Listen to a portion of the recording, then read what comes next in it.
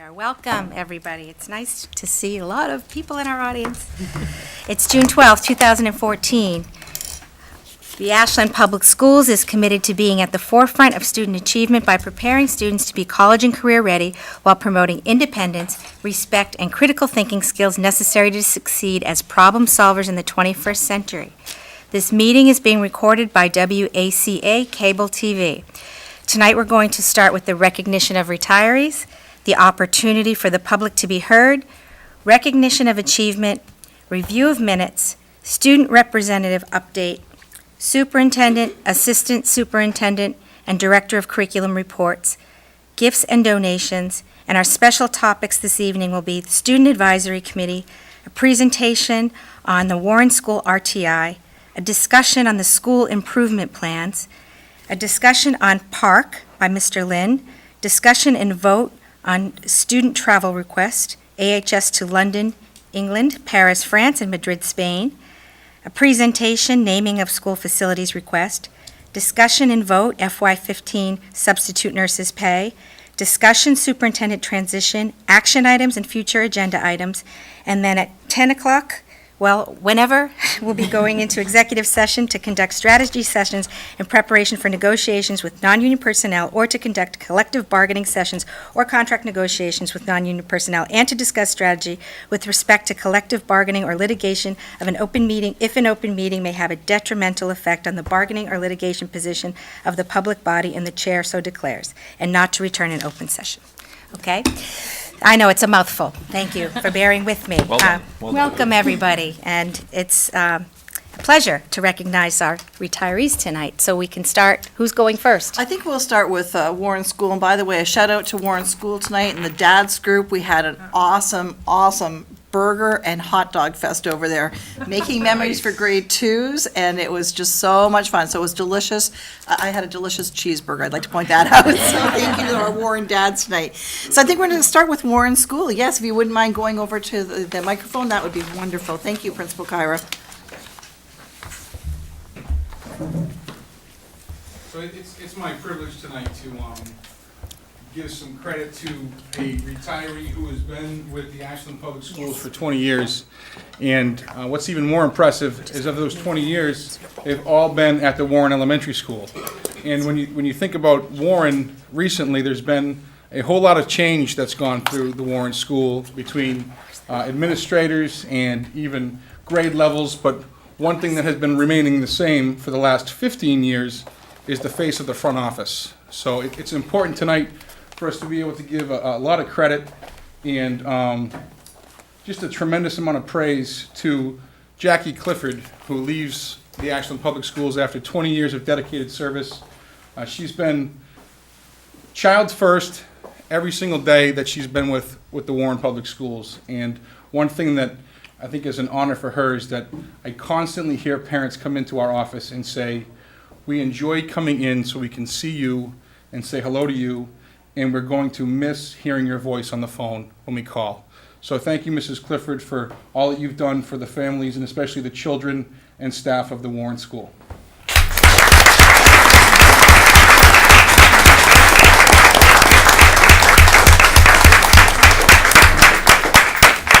Thank you, Jackie. This is from the school committee and the school department for all your many years of service. And I was just telling you, I'll tell everybody, I just started a new trend of getting up at 4:30 in the morning, and I turn on my computer and ding, an email comes in from Jackie. Like every day, the Warren School newsletter is coming out, and I think you're the only person in the world that's working that early. But thank you for many, many years of that and all of your dedication. We really appreciate it.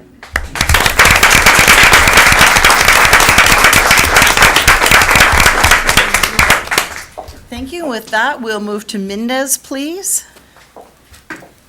And Principal Irvin.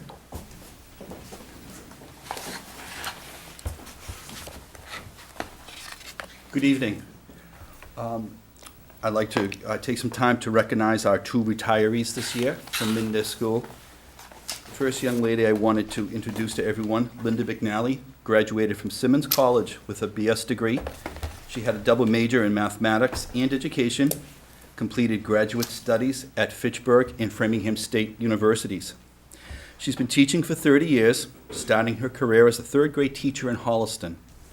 After working there for 8 years, she took some time off to have her family and returned to teaching in Ashland as a part-time computer teacher at the Pitaway School. In 1994, she became a third-grade teacher at the Warren School and later moved on to Mendez. Linda has many fond memories of her experiences in Ashland. At the Warren School, she had the opportunity to be involved in clustering and taught math to the talented and gifted students. She initiated the Peer Leader Program, was a team leader for 10 years, and provided mentorship for new teachers. In addition, Linda provided community service opportunities for the high school students by coordinating enrichment and remediation for the students. She was involved with the high school work-study program, where seniors spent time assisting in her classroom. She has enjoyed working with her colleagues and will miss the camaraderie of her third-grade team and her EDP neighbor. Most importantly, she will miss working with the many students and families of the Ashland community. Linda, on behalf of the Ashland School District, thank you very much for all your dedicated years of service to the children.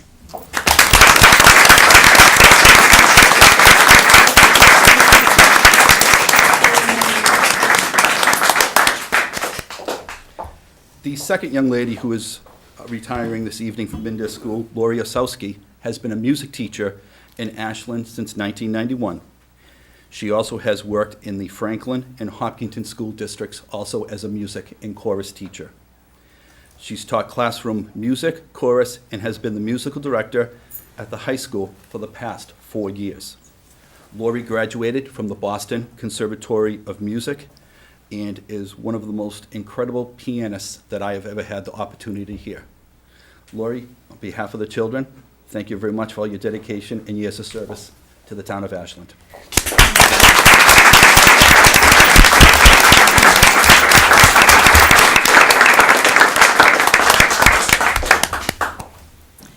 Thank you, and we're off to Mr. Adams and AHS, please.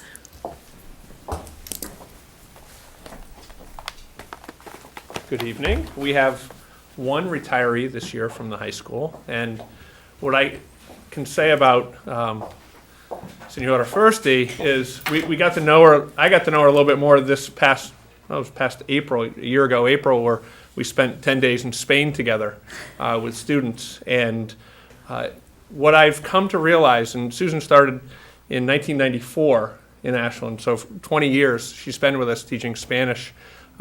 We don't hold it against her. She's a Michigan State grad. But that being said, she is one of the kindest, most thoughtful individuals that I've come across in our profession. She really does talk and care about the kids. Just to see her interact with them when we were on our trip was amazing. She allows them to have that freedom to be young adults, but to know when to do the right thing and to teach them it's okay to do the right thing. So Susan also was our NHS advisor, and if you want to talk about keeping things on task, absolutely. She was the one who would let us know when students are missing times, what they're doing, and making sure that they're meeting their community service hours, and it's a big job. Susan has also been the department liaison and department head of the World Language Department at the high school. And more recently, the last 4 years, she has been the graduation name announcer.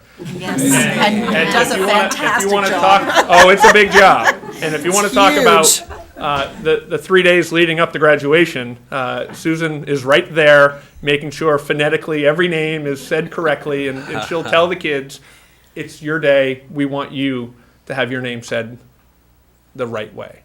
So that, to me, encapsulates, Ms. Fursti in her 20 years. She's always been about doing the right thing in the right way. So congratulations, Susan, and best of luck.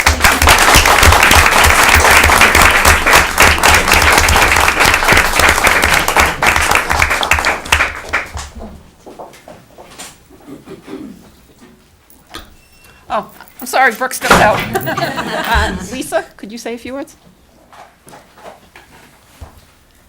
Well, I have to say, I am sad to be up here because Paula, who has been with us for 21 years, has played every role possible in the Nutrition Services Department. So for me, you know, I'm going into my 10th year.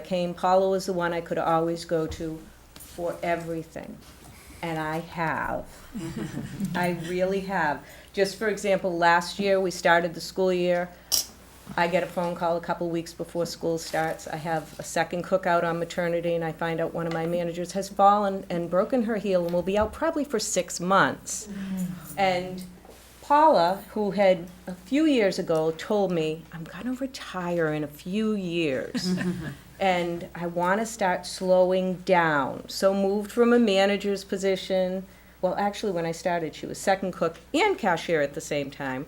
Went up to manager, then said, I want to slow down, went down to cashier, then she's like, I want even less hours, so she took another cashiering position, but still was out front directing traffic every morning, okay? And last year, I thought was gonna be her last year, she said, I'll give you one more year, and boy, we needed it. But she came in that year for me and filled in as manager at the Warren School because I had to move people around. Anywhere we have had a hole that needs to be filled, Paula doesn't just fill it, she overflows it. Everyone knows Paula. I was at the Warren School yesterday, and a teacher stopped me who has kids in the school and said something, and she said, and the cashier, I said, it's not the cashier, it's Paula.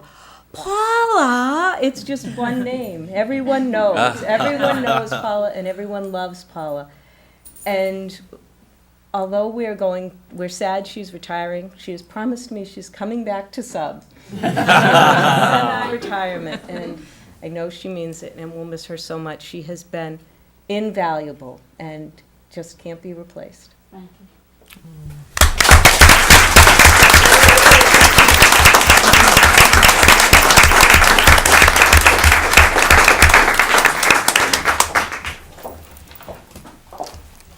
Very nice, very nice. Okay. Thank you all for your many, many years of service. We really appreciate all you've done for us. We wouldn't be where we are today without you. Thank you. Okay, good night. You can leave. All right, next we have... Oh, you can't. Last but not least, we have someone retiring on our own board here, and that is our student school committee member, who I have to say, Anna, you have been an invaluable part of our team. And I do mean team because you have participated in important discussions, and we have valued your input, and we have valued your work ethic, and we have seen your talent at various places in town, and you're just an amazing young lady, and we thank you for everything that you've done for us and for our school district, and we know you're going to have an amazing, amazing future ahead of you. So thank you so much for everything.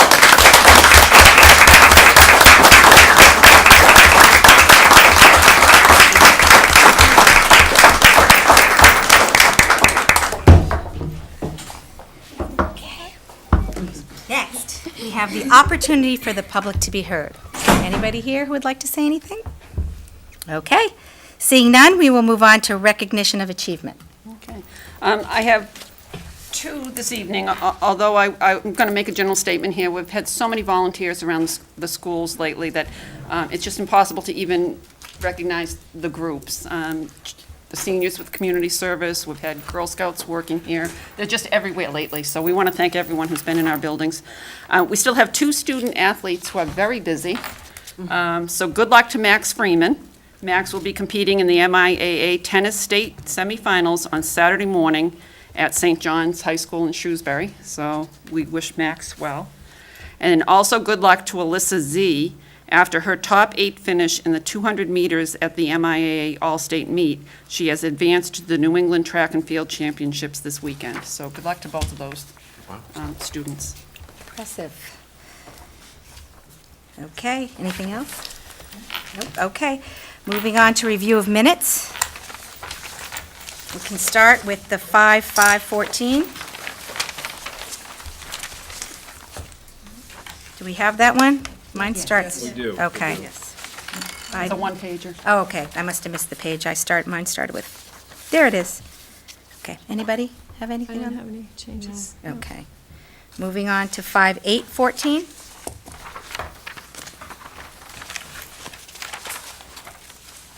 Anybody? I did not. No, I don't have any notes on that one. 5/12/14.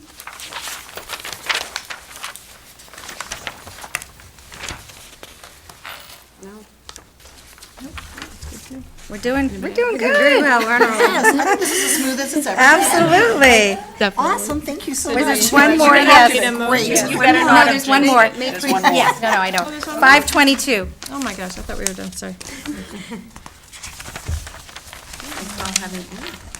But it does say on our agenda, 5/22/2013. It says on the It's 2014. 14. Okay, Oh, just yeah, yeah. want to be clear.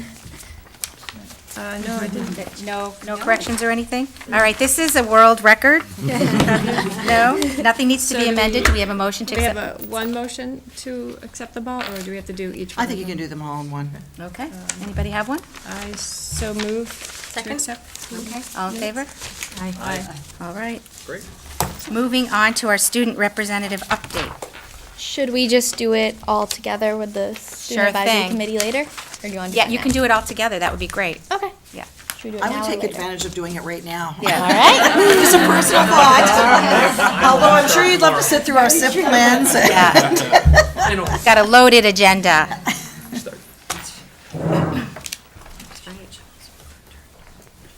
Shorter than everyone else. Okay. So as you may notice, we have two new bright sunshiny faces up here. This is the group who was just elected last week, I believe. Last week. We just elected last week. Our two new sophomores now are Maggie and Alicia. Do you guys want to say anything? Hi, I'm Maggie. I'm Maggie Deutsch. I'm going to be a sophomore, as Anna said. I'm Alicia Ramones, and I'm also going to be a sophomore. Hi, Maggie. Hi, Welcome, Alicia. Maggie. Welcome. We- And Helen Lee and I will be continuing. Unfortunately, I will not be on the board next year, but you're being left in great hands with Lee.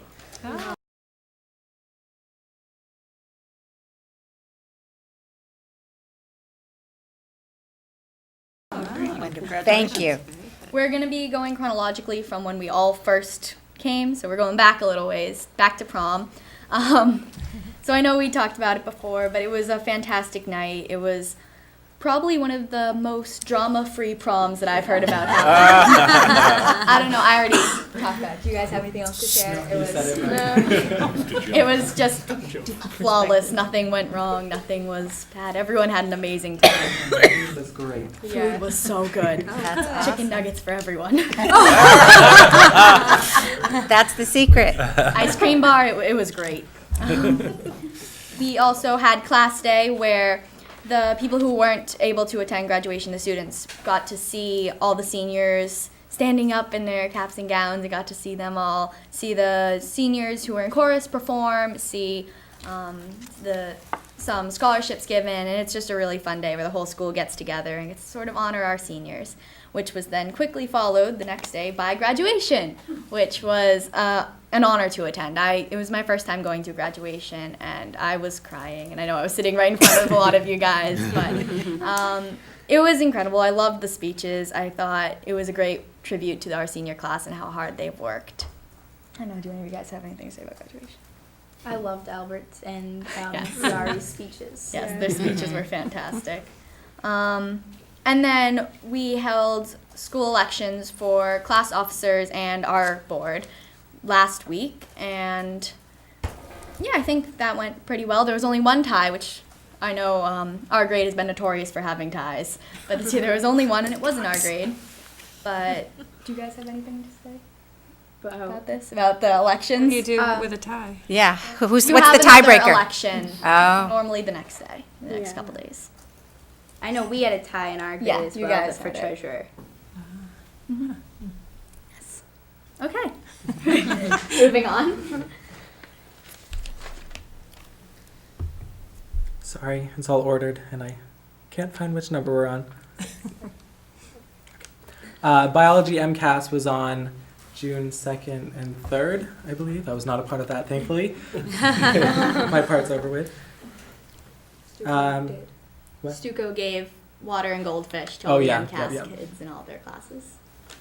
The 8th grade activities night was, I don't know when June it was. 2nd. Okay, June 2nd. It showed off a lot of our school activities, including AU, National Honor Society, robotics, and the Japanese Club, and a lot more clubs.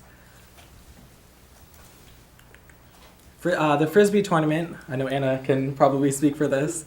They were second in the state for the division. I don't know if you want to add anything else. It was a really fun day. It was, last year I was half on the Frisbee team. I went to the practices and sort of participated, but I didn't end up signing up in time. So this is my first time actually getting to be on the team, and we were actually the #1 seed in the tournament, so it was nice to go into a tournament where everyone is kind of scared of your team.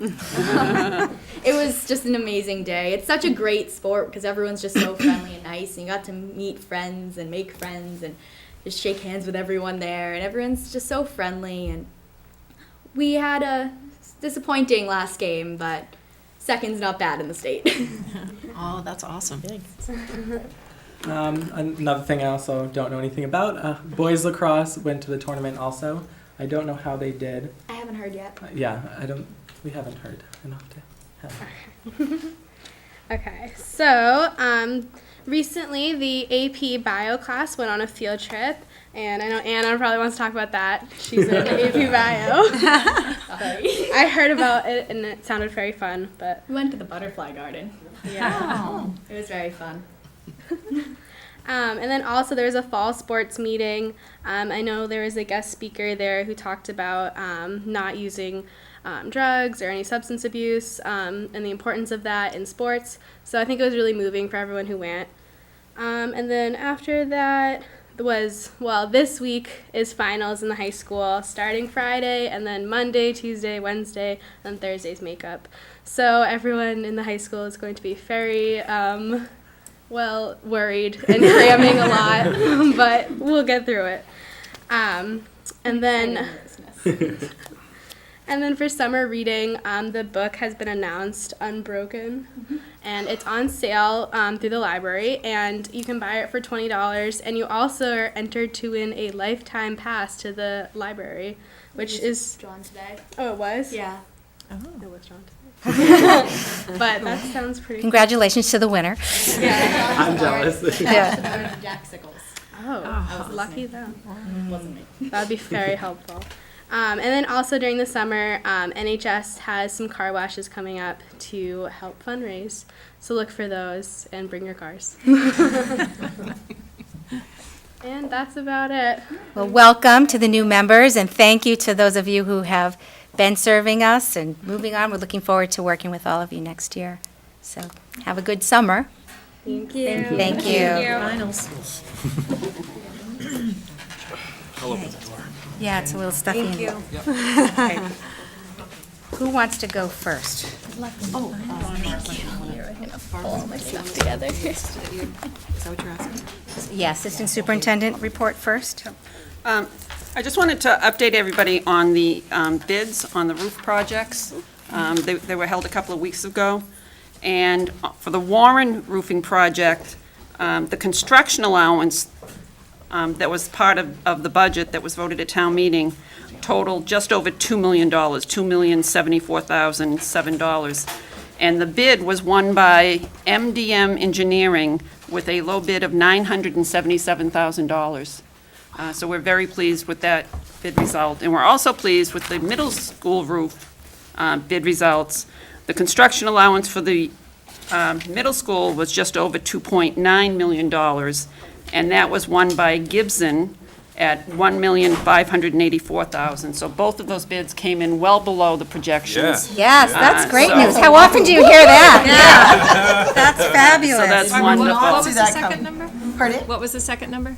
$1,584,000. Thanks.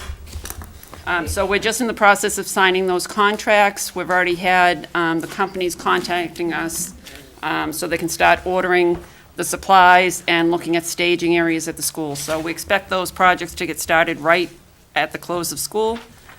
The Warren School will be closed down. We're moving the principal and the secretary over here to the central office area. Here at the middle school, we're told that if you're on the first floor, you should be fine. Should be. So we are going to try to stick it out and stay in our offices and just shut off the second floor during that project. So we're very excited. And then the other thing I just wanted to mention was the Space Needs Working Group continues to meet. We have now toured Warren and Mendez, and next week we will be touring the middle school. And I think it's really helpful for the committee members to walk around first and get a visual of the buildings and the space needs, and then we'll sit down and really get into some work. And I'm hoping by the fall to be able to come back with some kind of a report from that group. Okay, that's all I have. Okay, and I just have a couple of quick things here tonight, because in anticipation of a long meeting, I will be very short this evening. First of all, too, I just wanted to mention about grad, I thought it was wonderful. I know they're always long, but I don't know, it was 2 hours, and Jim, correct me if I'm wrong, 2 hours and 17 minutes? Got it. Yes. Because we do time it up there. And I just thought it was wonderful. It didn't seem like 2 hours and 17 minutes to me at all. I mean, perhaps it did for the audience, and I just thought our kids, I was so proud of them. I was just so proud of our students, and how amazing to see all the awards that were given out and the number of parents that came up. And I just thought overall, I think it deserved an A++. It was just fantastic. So thanks to everyone involved in grad. If you haven't seen the pictures on our website, they just went on, I think, 2 days ago.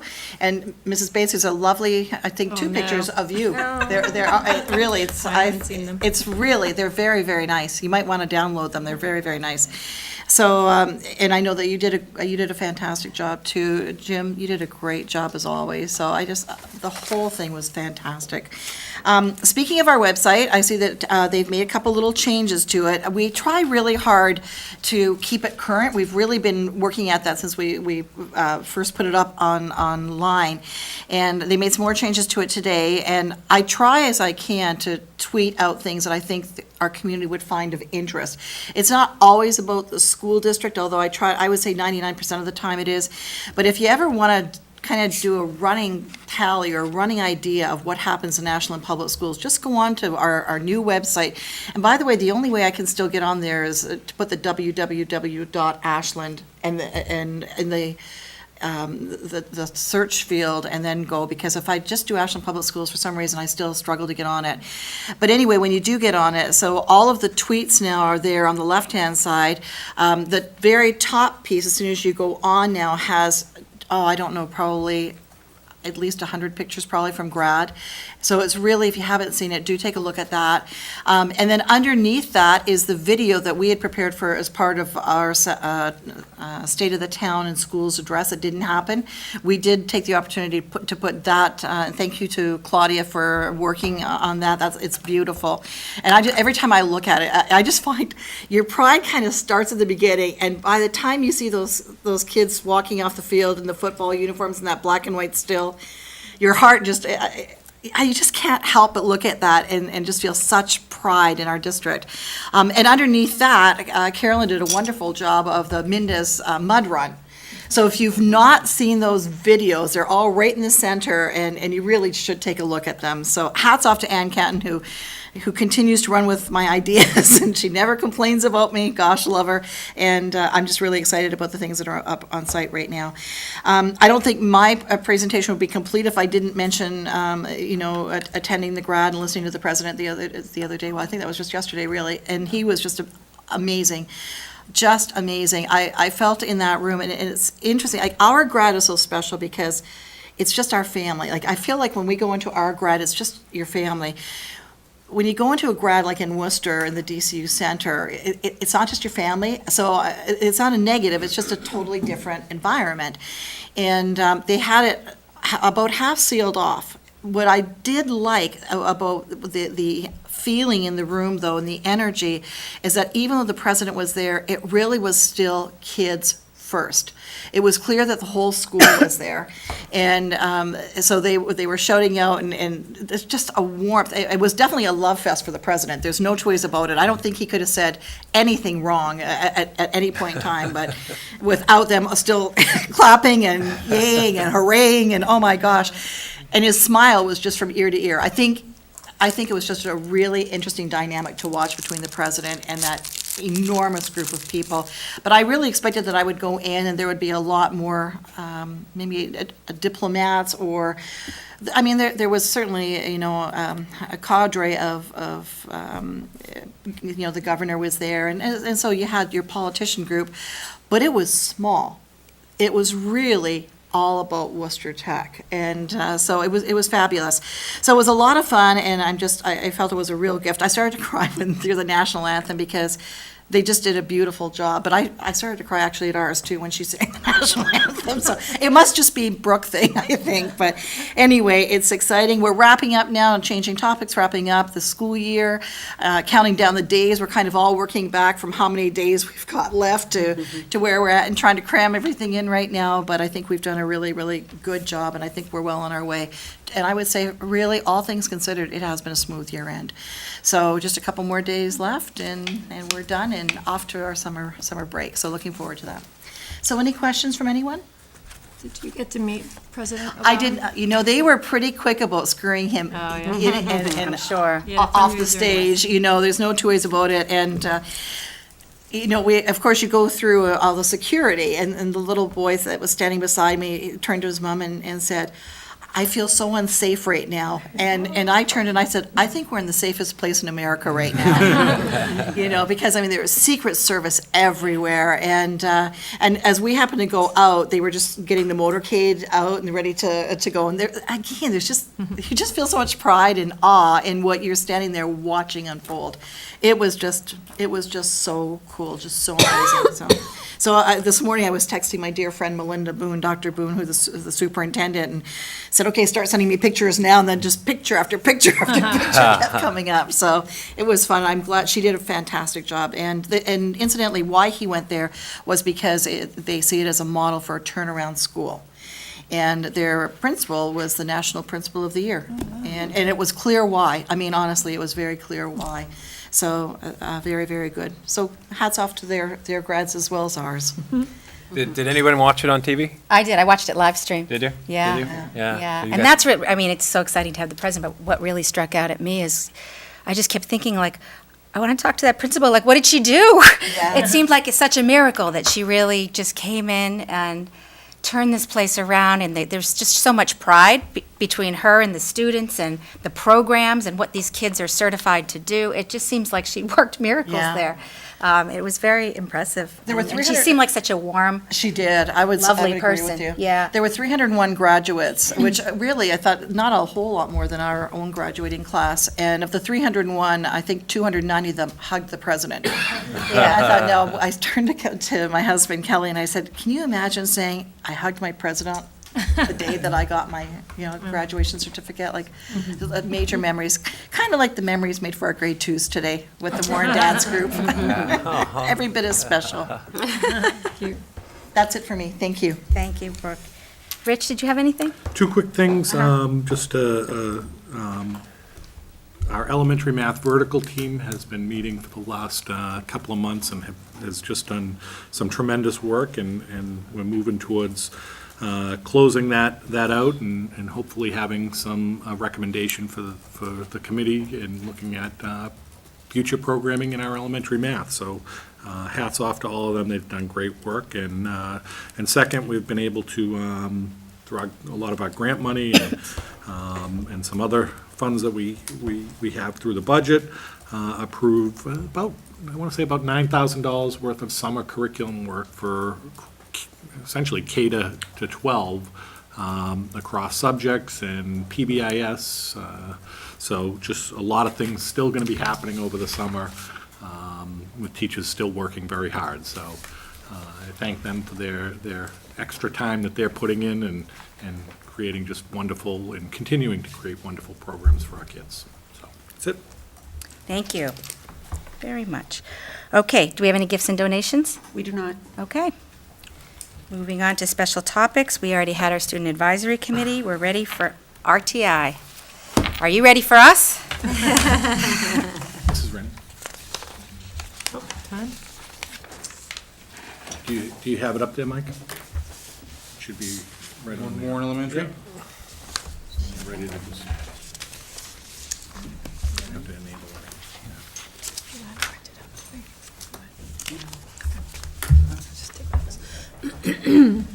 What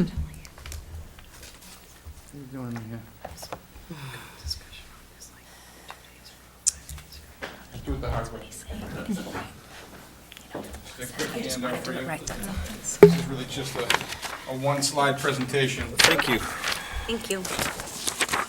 Certainly have a great deal more, a greater amount of data that I can share with you at a different time. I know we have a lengthy agenda today, so I wanted to be able to keep this short and sweet. We've done a great job this year implementing some changes to our ITI program, specifically the tiered support block at Warren. And just to give a quick background of how we came up with the current topics for this year. Our first go-around was going to be in mathematics. And essentially what it was a 6-week program in which we focused in on skill-based instruction for students that centered around teachers looking at specific data that was based on a benchmark test developed by our grade level teachers. So what they did is they got together with this first test, and they took all the data and they looked at it and they said, here's what our biggest weaknesses are.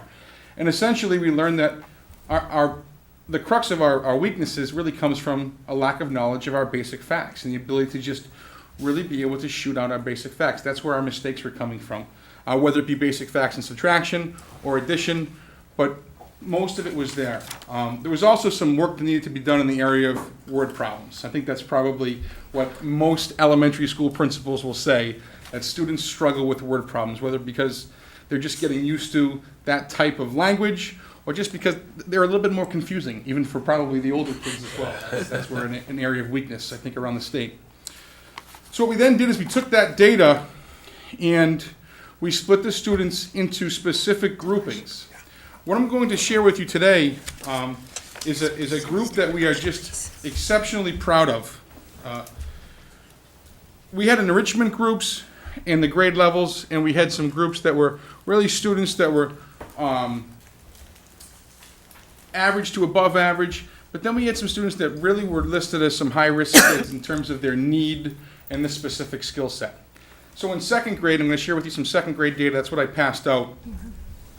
We decided to focus on facts, and the enrichment group was doing a totally different thing. They were working on word problem stories and writing their own, creating their own problems. But then we had groups working on subtraction facts at a high level, and then all the way down to addition facts at a very remedial level.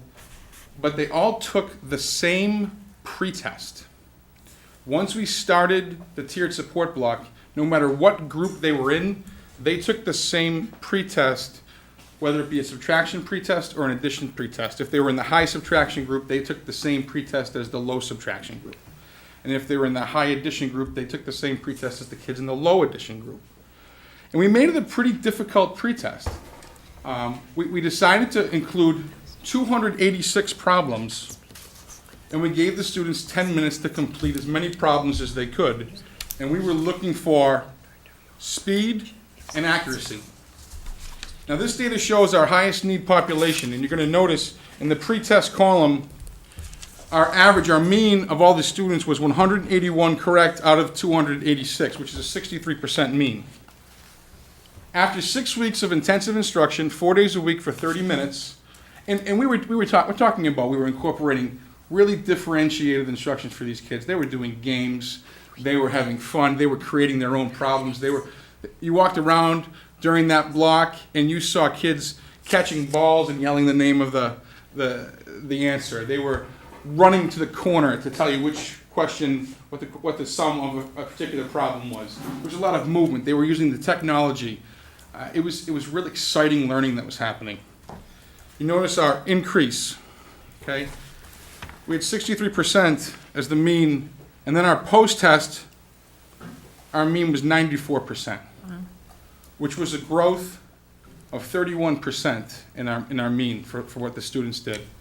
I want How long was it? 4 days a week? 4 days a week, 30 minutes blocks for a 6-week period. And within that 6 weeks, the kids showed what I think is just very impressive amount of growth here. I want to show you the last 2 students in particular, I think are the most impressive kids to look at. One of whom is indeed a special education student. And this is not a special education initiative. This is, you know, tier 1 support. We're talking about regular education here. But the second to last student is one of our special education students. And the growth that she showed there, I just think is remarkable. Going from 130 correct out of 286 to a perfect score of 286 out of 286 the second time around, after that real, you know, specific skill-based instruction. So we have other data like this, but this particular one was just so impressive because, again, these were our highest risk students. These were our students that we thought needed the most support in this area. So we're very proud, and the particular teacher that worked with them as well. Just, you know, get some serious kudos for the work that she did.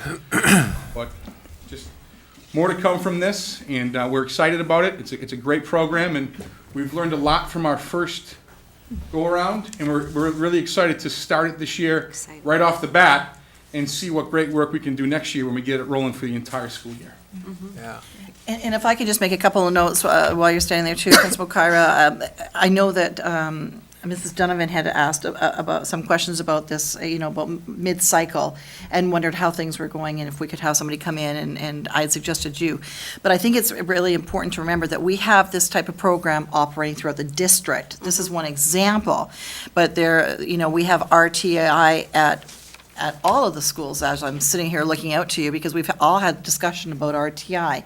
So it's a district-wide initiative that we're doing here, and I'm just so pleased. And this is one of the programs where when I came in, I said, I thought I knew where it was, and then when I got in, I realized where it was, and, you know, we knew that we had some work to do. And I think you can see that we've stepped up and, you know, to the plate, and I think done some really fine, quality work. Very impressive, really. So I have 2 observations. So this example that you show us, Principal Kyra, every child can learn, is what this is demonstrating clearly. The data shows it. Every child, even the most high-risk, high-need child, can learn, and learn at a very high level if given the appropriate instruction. And the other thing I noticed is everybody improved. All right. Every single person, every single student improved, so outstanding. Yeah, thank you. Outstanding. It's, you know, I say thank you, but it's really, the kids worked really Yes. hard. They had a ton of fun, and the teachers just have embraced this. So we're really proud of what they're doing with this, so thanks. Yeah. Hats off to the teachers, I think, for doing such a fine job district-wide. Don't sit down. She has spoken. My meeting, and I'm calling you first to give your school improvement plan. Only to save you the trouble of sitting down and getting back up again. Change papers. Right, if you had some other system that you're more comfortable with, that's fine. I just thought you're already up there, you might as well. See, this is the problem of being so capable and competent. We're gonna make you do 2 things at the same So I time. will take this off the screen here, Thank you, though, this was great probably to the hard see. way, by pressing escape. Is that easy enough? Good, okay.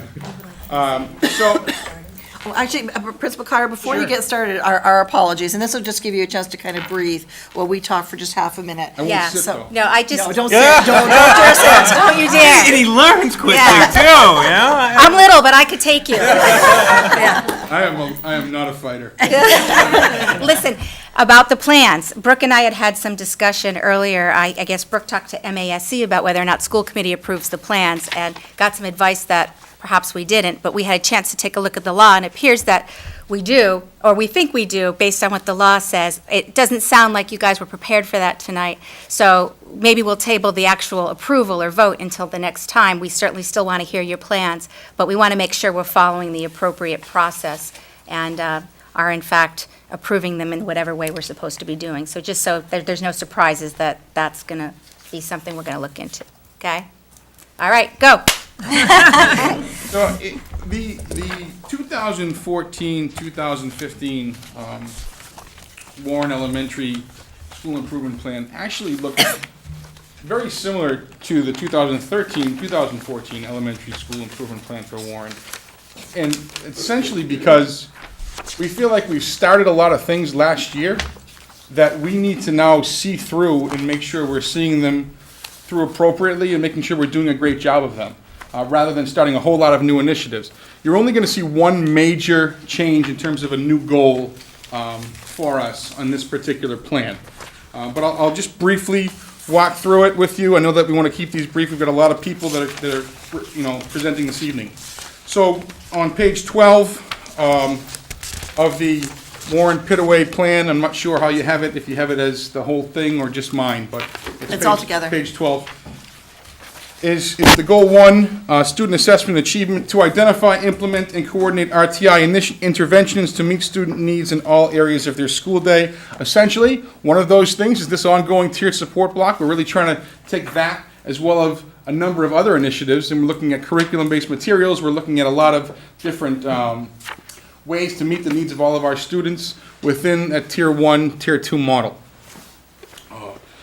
The next goal, and of course, stop if I'm going too quickly here. The next goal is to increase the percentage of students reading at or above grade level by the end of the school year, as measured by the Diagnostic Reading Assessment 2, our DIBBLS program, and the Journeys Benchmark Assessment.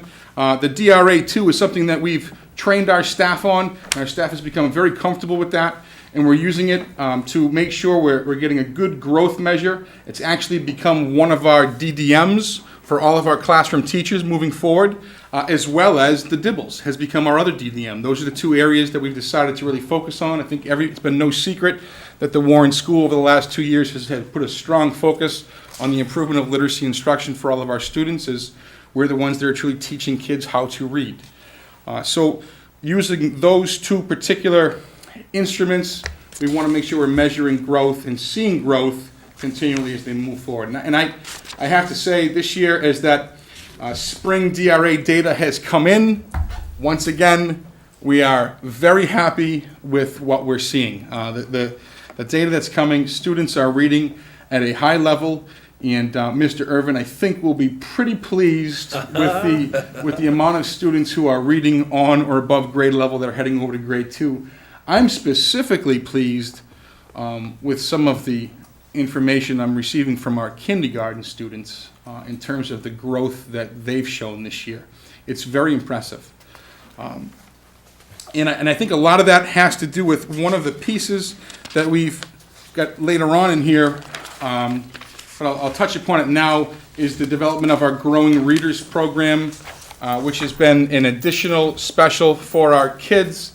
And it's been a program that was developed based on a professional development opportunity that was led by Mrs. Condon, and then spearheaded now by our 3 reading specialists, our 3 literacy support specialists, Sue Laracy, Sue Malusi, and Deb Montenegro, have taken on a real great task of adding a different type of reading, a different type of way to teach the students reading, how to choose just right books, and how to get them reading at their level. Next goal, page 14, using various forms of formative and summative assessment data, such as the DIBBLS, the DRA2, running records, math assessments, writing samples, and spelling inventories, and instruction and interventions will be planned based upon student need. So essentially what we're doing is we're taking all of these different data pieces and making sure we have all this information for our RTI to get kids what they need. When we came in, we weren't using enough data. And I know that's kind of a dirty word these days, but data is what's driving our instruction, and I think our teachers are beginning to understand that it's not about teaching to data, it's about using data to give students a better opportunity. Next goal, continue to enhance the quality of instruction for the purpose of raising student achievement across the curriculum for students of all learning styles and social emotional backgrounds. This goes hand in hand with what we're doing with our student population, with our Second Step program, as well as our PBIS initiative throughout the school. I think that everybody in town knows our 4 core values: kindness, respect, responsibility, and safety. We shout them out all the time. And our student population certainly knows them. I give you the challenge of finding a Warren kid to test in them. I think they'll pass.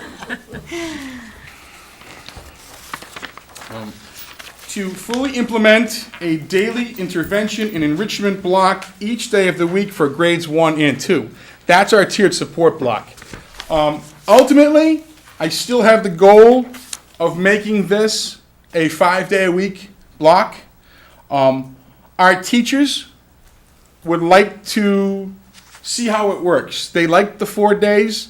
Some of them felt like 3 days might be the way to go because based on where it is in our schedule. So we did try this second session to have it at 3 days. So we're going to take a good hard look at the data that comes in from the second session to see if it was as successful as the first one. But that, again, is an ongoing thing that we're working through. We'll see. We'll see really that's going to be a teacher-driven decision to see if we go to 5, 4, 3. But we know it's going to be at least 3 or more. But ultimately, the goal would be 5 if we think that's what's going to maximize our student potential. Next one, still a goal here that we need to make sure we're achieving is to create grade appropriate rubrics for the assessment of writing across and between grade levels. This is a continued discussion that came up in our school, our meetings. What page are we on? On page 19. 19, got it. This is something that continually came up during our site council meetings with our teachers and our parents about improving the writing. We've spent so much time talking about reading. We've got to start making sure that we're having better writing now to match our great reading. And I think one of the ways to do that is to develop a really simple, concise, but informative rubric for all the kids to share and to have our teachers using the same one throughout the grade levels. So that's a piece that we're going to work on next year and really begin developing that rubric. There have been some in the past that have been done, but right now I think a lot of our teachers are using different ones, and we'd like to see them using the same tool. Continue to effectively communicate with families utilizing various resources. I think you all know that this year we have all district-wide made a huge attempt to incorporate Twitter, and that was one of the activities that was part of this goal. Still thinking about the potential development of a principal's blog, but keeping up with Twitter sometimes is hard enough, so that could eventually be out there. And we do our principals' coffee hours. Next year, we're probably going to try and do those a little bit more often. And I think, of course, I'd be remiss to mention the dads group that still is alive and well, and they put on yet another fantastic event this evening. This next goal, provide a school environment which incorporates the Warren School core values. We've already touched on that a little bit. Safety, respect, responsibility, and kindness. And part of that was the development of our new school-wide meetings once a month, which have been a tremendous success, and I believe some of you have seen one of those. We're having our last one on the 18th. I will tell you that I have a little something planned, so it could be fun if you want to take a shot to laugh at me. You have a good opportunity. What time on the 18th? We're going to send the kids out in style. They'll never forget. The 18th at 2 o'clock. 2 o'clock? So we're gonna again make some more memories for these kids. And lastly, our new goal. To implement the Massachusetts Kindergarten Entry Assessment System. The MKEA is a statewide initiative to make sure that all districts that have kindergarten programming are utilizing Teaching Strategies Gold to make sure that we're keeping true data on our kindergarten students. Right now, we're in a great situation because the preschool, Mrs. White, the students there are already being tracked or essentially having their data entry system with Teaching Strategies Gold. And it's not an assessment per se, it's an entry assessment tool. So it's a tool that the teachers can use to track the assessment data. So they're still going to utilize some of those old benchmark assessments that they have. You're not going to see those classic kindergarten checklists go away, but now we have a better tool to be able to make sure all the data, it's essentially a database, okay? But it gives us some real specific information and some specific action items that we will be working on, that we will be looking at. It's a pretty intense process. Our teachers are going to go through 2 days of training to learn Teaching Strategies Gold. They've already gone through some professional development opportunities. We actually were able to purchase them some iPads to make the data entry easier. And they're pretty excited, I think, yet at the same time nervous about something that's new. But we're going to give them a lot of support, and hopefully we'll be able to use this information again to maximize our student potential. So that's it. I hope it wasn't too long, obviously quick, but hopefully painless. Questions? I do. Sure. So you share a council with the Pitaway School? Yes. Okay. And I've noticed on a couple of the plans that the community representative position isn't filled. Are you having a difficult time finding someone who would like to serve, or? We don't have a community representative. When we send out the newsletters, people have not come forward. We could probably make a bigger, invitation, I suppose, maybe put it in the directions or something. But next year, I think we will have a community member, because we have someone that has already come up, that has asked to be a part of it. So we will certainly probably have an outgoing person. It's something we can keep in mind as school committee members if we see a parent who, might be, is that the kind of person? It's actually someone somebody outside outside of of that it. doesn't have a child Oh, I in see. the I school. see. But if the Outside spot's school. empty, we can announce it for you. Yeah. Actually, previously, we did have one of the site council members as a parent was a community at large member, but then he became a parent. Oh, how dare he? Right. Darn. He was dual certified. Yeah. It's only most recently that occurred. So do you have to have that filled, or, it's okay not to have, in this case? I don't think is it necessary that you have to have it filled? I don't think so. I think The it law- was the- there. The makeup, the law specifies that Yeah. position, so That position, but. insofar as the law says you're supposed to have it. But Yeah. if you can't find anybody, I don't Right. think there's a Yeah. penalty. So Mike, what's the process for coming up with the goals? Do you bring them to the group, or do teachers bring them to you, or how's? Well, we have the different representatives of the group. So what we do is we spend a good deal of time throughout the year talking to them about different things that they see the need for. This year, some of the things that were brought forth to us in that meeting was an emphasis on writing, obviously, was a big one. Our teachers were continually bringing that up. I remember a specific conversation during one of our site council meetings between our first grade teacher, Lauren Alves, and our ELL teacher, CJ Wolfram, who worked closely, and they really were talking about the need to improve our writing. So that is going to be a huge drive for next year. Another thing that was brought up as a potential goal this year, but ultimately we didn't put it in, was to incorporate some math initiatives. But as a team, we talked about it, and we said, right now, we've got a vertical math committee that's working on this, elementary-wide, and we need to take some leadership from them. And once we have a true path in play, then we'll probably end up seeing a math goal on the 15-16, school improvement plan. But it might not be written in there per se, but we're going to be working on the development there. Sure.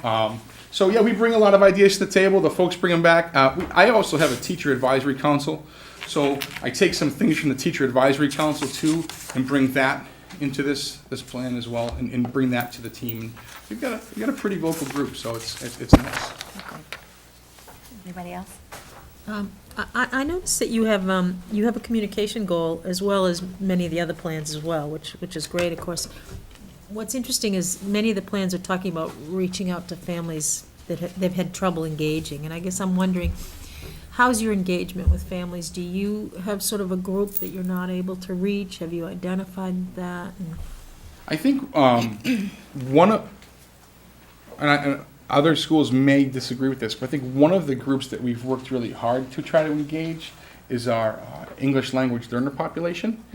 And I cannot take the credit for this, but our English language learner teacher, CJ Wolfram, does just yeoman's work when it comes to reaching out to those families. In fact, this evening, she gave me a little bit of a hard time because she said, your rain date is raining on my parade, because she had one of her many community read-alouds at the library that she invites that population to come. She didn't get a lot of feedback for this particular one because it was the beginning of the World Cup. So a lot of families said that they had other things to do. But yeah, she in particular does a great job with that. So that's a population that we're pretty proud of. right, okay, glad to hear that, because that's, to me, especially at your level, those are the folks coming in, and the more successful we are in reaching them, then the easier it's going to be for these other folks at the higher levels. So I'm glad to hear that. Anybody else? Okay. Oh, thank you. Thanks. All right. I'll let you guys pick who wants to be next. You may sit. All right.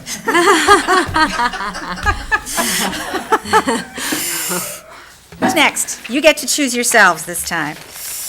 Well, I'm just wondering if Pat should maybe go Yeah. to tie in with Warren, so if you Sure. wouldn't mind. Principal White? Listen to me as well. Well, thank you for inviting me this evening. And my goals begin on page 4 of the plan that you have in front of you. And this year, when we looked at our plans for next year, we actually identified 4 new goals and 1 recurring goal. So as we go through, I'll explain what we're going to do. The first goal on page 4 is a student assessment or a student achievement goal. And this centers around the district-determined measures that we are required to implement for next year. And as Principal Kyra had mentioned, one of those measures that we're going to use at preschool level is that Teaching Strategies Gold, which we have been using for a number of years.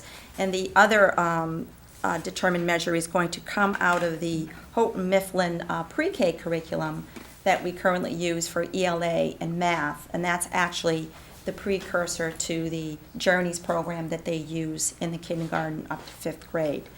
So the reason for this goal is to kind of see how both of those DDMs are going to mesh in with our curriculum topics. So what we're going to do first and foremost is set up a schedule of when we're going to teach our curriculum and what the sequence of timing is. And then we're going to take a look at the time elements that we need to take out of Teaching Strategies Gold. What are some of the objectives in those curriculums that match up to the Teaching Strategies Gold, and schedule those dates when those objectives need to be assessed. And then we'll do the same thing with the Houghton Mifflin. So as we'll identify what those ELA objectives are and what those math objectives are in each of those curriculum themes, so we know which ones we're targeting, so we can have a schedule and make sure that we're collecting the data in a time-sensitive manner of when we need to do it. So that's what that first goal is centered around. So it's basically how and when are we going to be using both of those DDMs. The second goal on page 5 is another student achievement goal. And this, the goal is to implement the new STE preschool standards, I should say draft preschool standards, into the preschool curriculum. The Department of Early Education and Care has come out with, they say STE which is science, technology, and engineering, because they've already come out with standards for math. So that's the M that you don't see in that particular acronym. But we are going to be taking a look at those and start looking at ways of how to implement them into our current curriculum activities. So the first thing we're going to do is distribute them. I've had the good fortune of attending a training on them, and it was a train-the-trainer model, which puts me in a good position so I can actually offer some professional development to the staff on what these curriculum standards are going to look like, and then also hopefully reach out to some of the community preschool providers in the Ashland community and perhaps introduce them to them as well.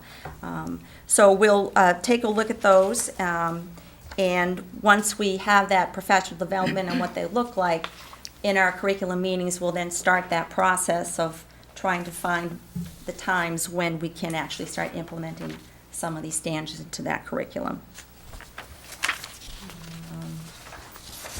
The third goal is, that's our recurring goal, that's on communication. There's always a communication goal in there. And what I'd like to do is at the end of each year, I usually do a survey, program survey. I send it out to my families, and communication questions are always on that survey. And looking at that information, they seem to be pretty pleased with the communication measures that we're currently following.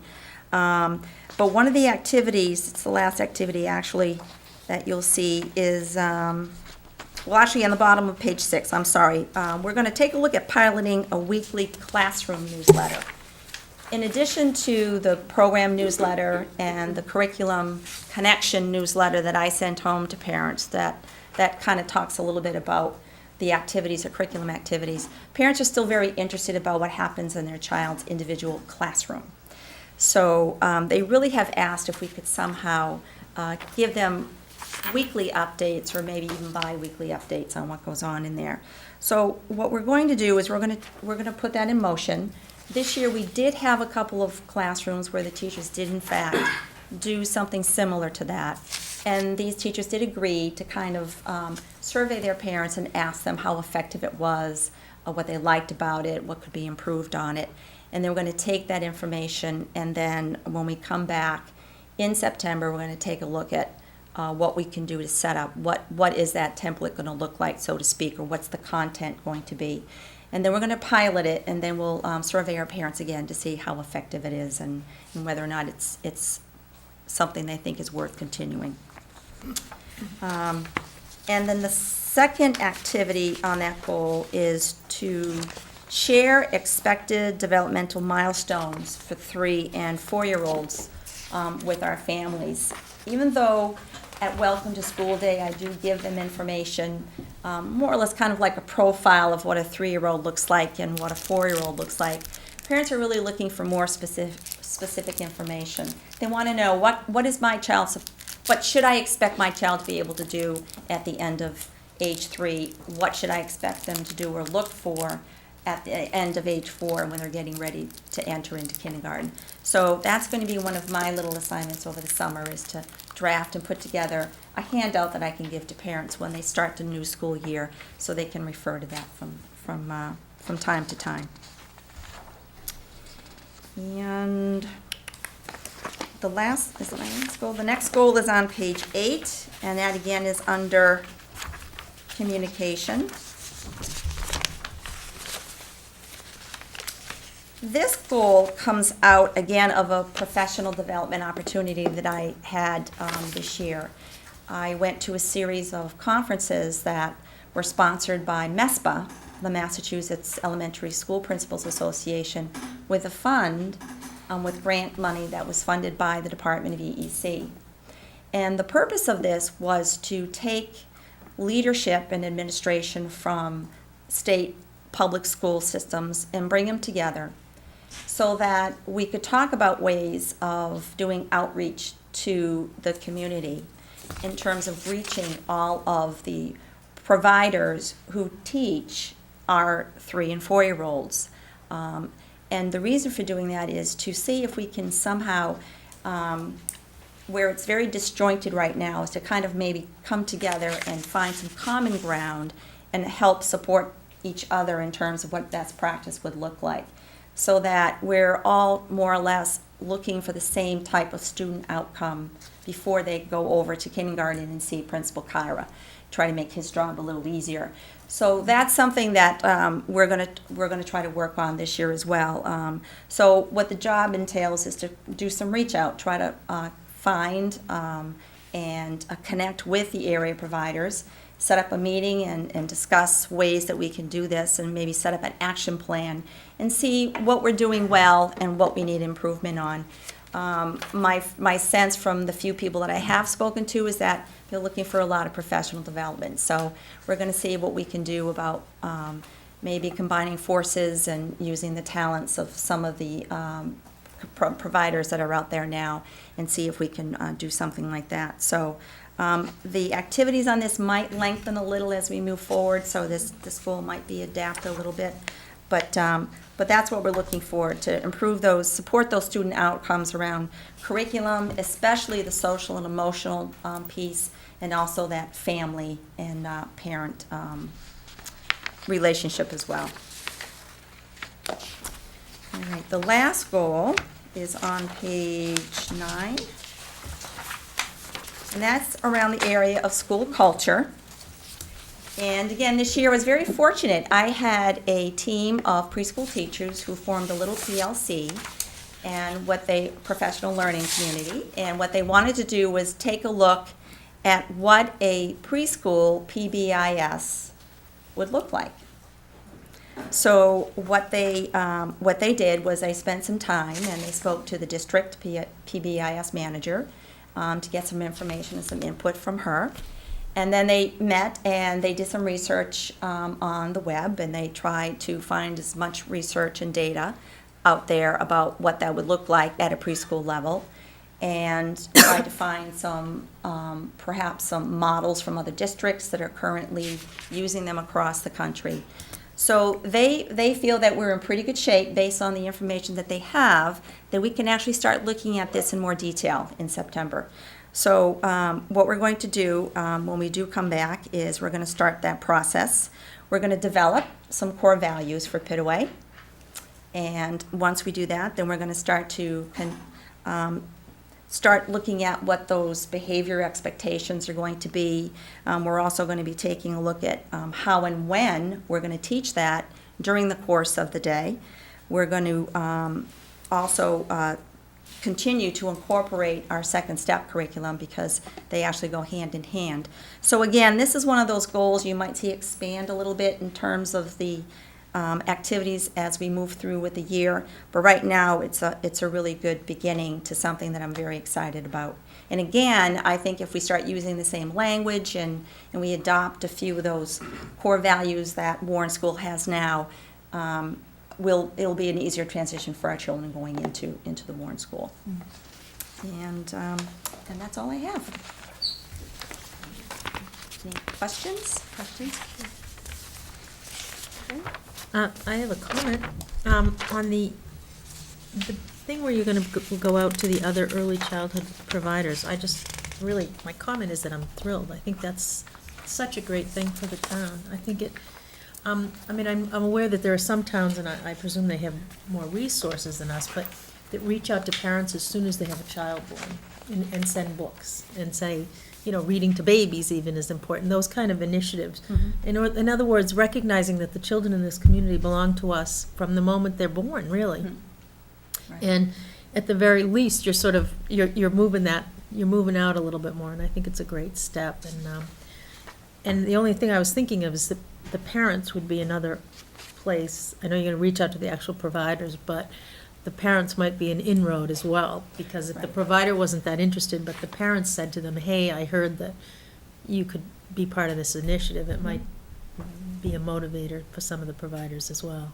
Well, what some of the feedback I get from the providers is they definitely want to see a parent engagement piece there, because they themselves see and because a lot of them are really like small business entrepreneurs, and what they find is that they also have the same challenges that we do in the public school as far as reaching out and getting their families engaged, and so they're hoping that we can find some ways to change that.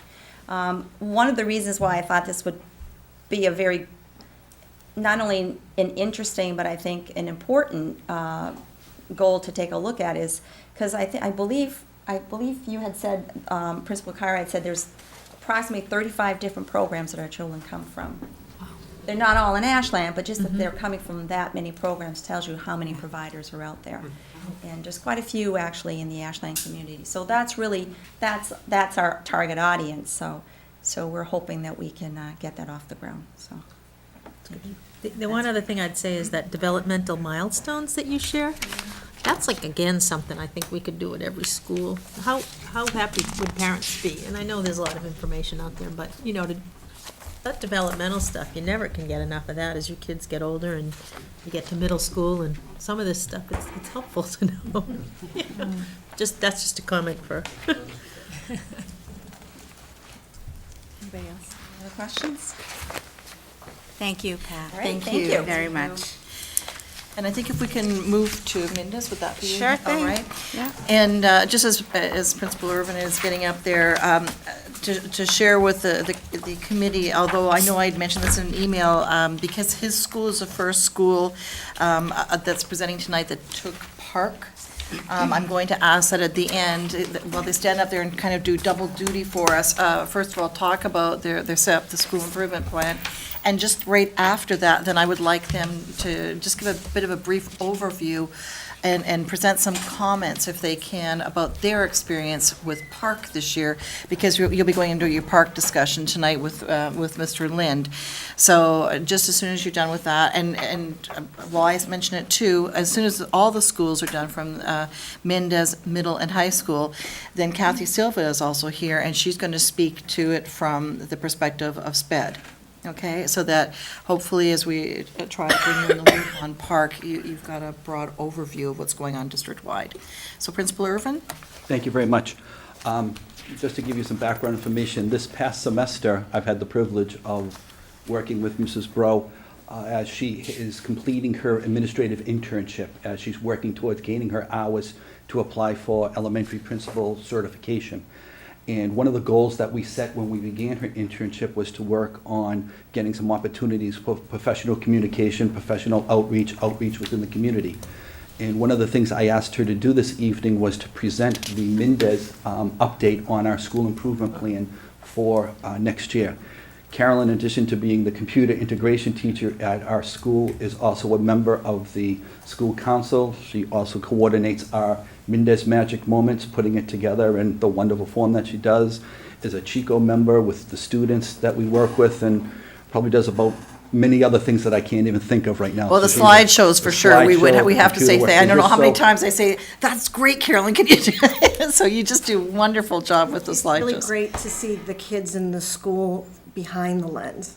Yes. It brings the kids even more to life. Yeah. But thank you for all your work that you've done with that over the course of the year. It's been fantastic. So I'm just going to step off to the side. I'm going to allow Carolyn to present the Mendez update for Great, thank next you. year. But you'll be there as a I will be resource. right here. Welcome. Thanks. So we actually streamlined our school improvement plan this year. We tried to cluster our goals a little bit more than they were in the previous years, and probably will stick with the same cluster of goals for next year. Our first goal on page 5 is our MCAS goal. We obviously will have to retune and readjust this based on the MCAS scores that will be available to us in the fall. Our goal after doing an MCAS analysis was one of our weaknesses is on open response. So we will wait until we get that data in the fall and then figure out whether or not we need to, we've accomplished an improvement, or if we need to modify strategies for improving that area. But the teachers, we looked at the open response, and the teachers came up in grade levels with their own action plans for how they would address it as a grade level, and came up with their own strategies, which we have listed on page 5. Our second goal was our RTI goal. It's pretty amazing to see the whole RTI process. And again, it's a process where you see the kid and the child's need based on pre-assessments and post-assessments, especially they implemented that this year with the math. So you could really monitor the students. We'll continue with that next year with the pre and post assessments based on topics. And wait and see what the town adopts for a math program, and squeeze our ITI into that. We had success this year also with switch math. which helps support RTI. That will continue doing that next year, because it has shown benefits. And our literacy initiative with our reading library has been huge this year. Just tons of multiple copies and a benchmark assessment leveled books, all ready for teachers to go and take them. So kids are reading at a level that is comfortable for them. So many books were purchased this year. Teachers have been coming in, using them for their small group instruction and reading as part of RTI, and we'll continue doing that again next year. And probably adding more nonfiction books than what we have this year. Let's see. Our third goal has to do with Common Core instruction. That was a real focus for this year, with everyone trying to decide the best way to teach Common Core. So with that, the technology piece has been a positive thing. All the teachers have laptops, document cameras, projectors in their room, which sort of gives them and the students access to a lot of different ways of teaching all the subjects. And with that, we'll continue to support whatever math program that the town develops. And for Common Core, all teachers will be benchmark assessed trained, everyone, so that next year we'll have that. Parent involvement, I think the Minda's Magic Moments went from one page to the point of where I say, Greg, no more. And it's, it's 10 or 11 pages. We have gotten very good feedback with that. It started out being every 2 weeks, now it's every week, and we get a lot of input from the teachers. It's great. Everyone's on field trips, and they're instantly just sending me photos right from their field trips. So I think it's a great way for parents to see what's going on at school. And they like the visual part of it. I have had parents at our site council meetings say they love the visual part of it. They don't need like a lot of words. The parents have said they like all the visuals, so that's been positive. We will continue with that for next year. Let's see. Now I lose my train of thought.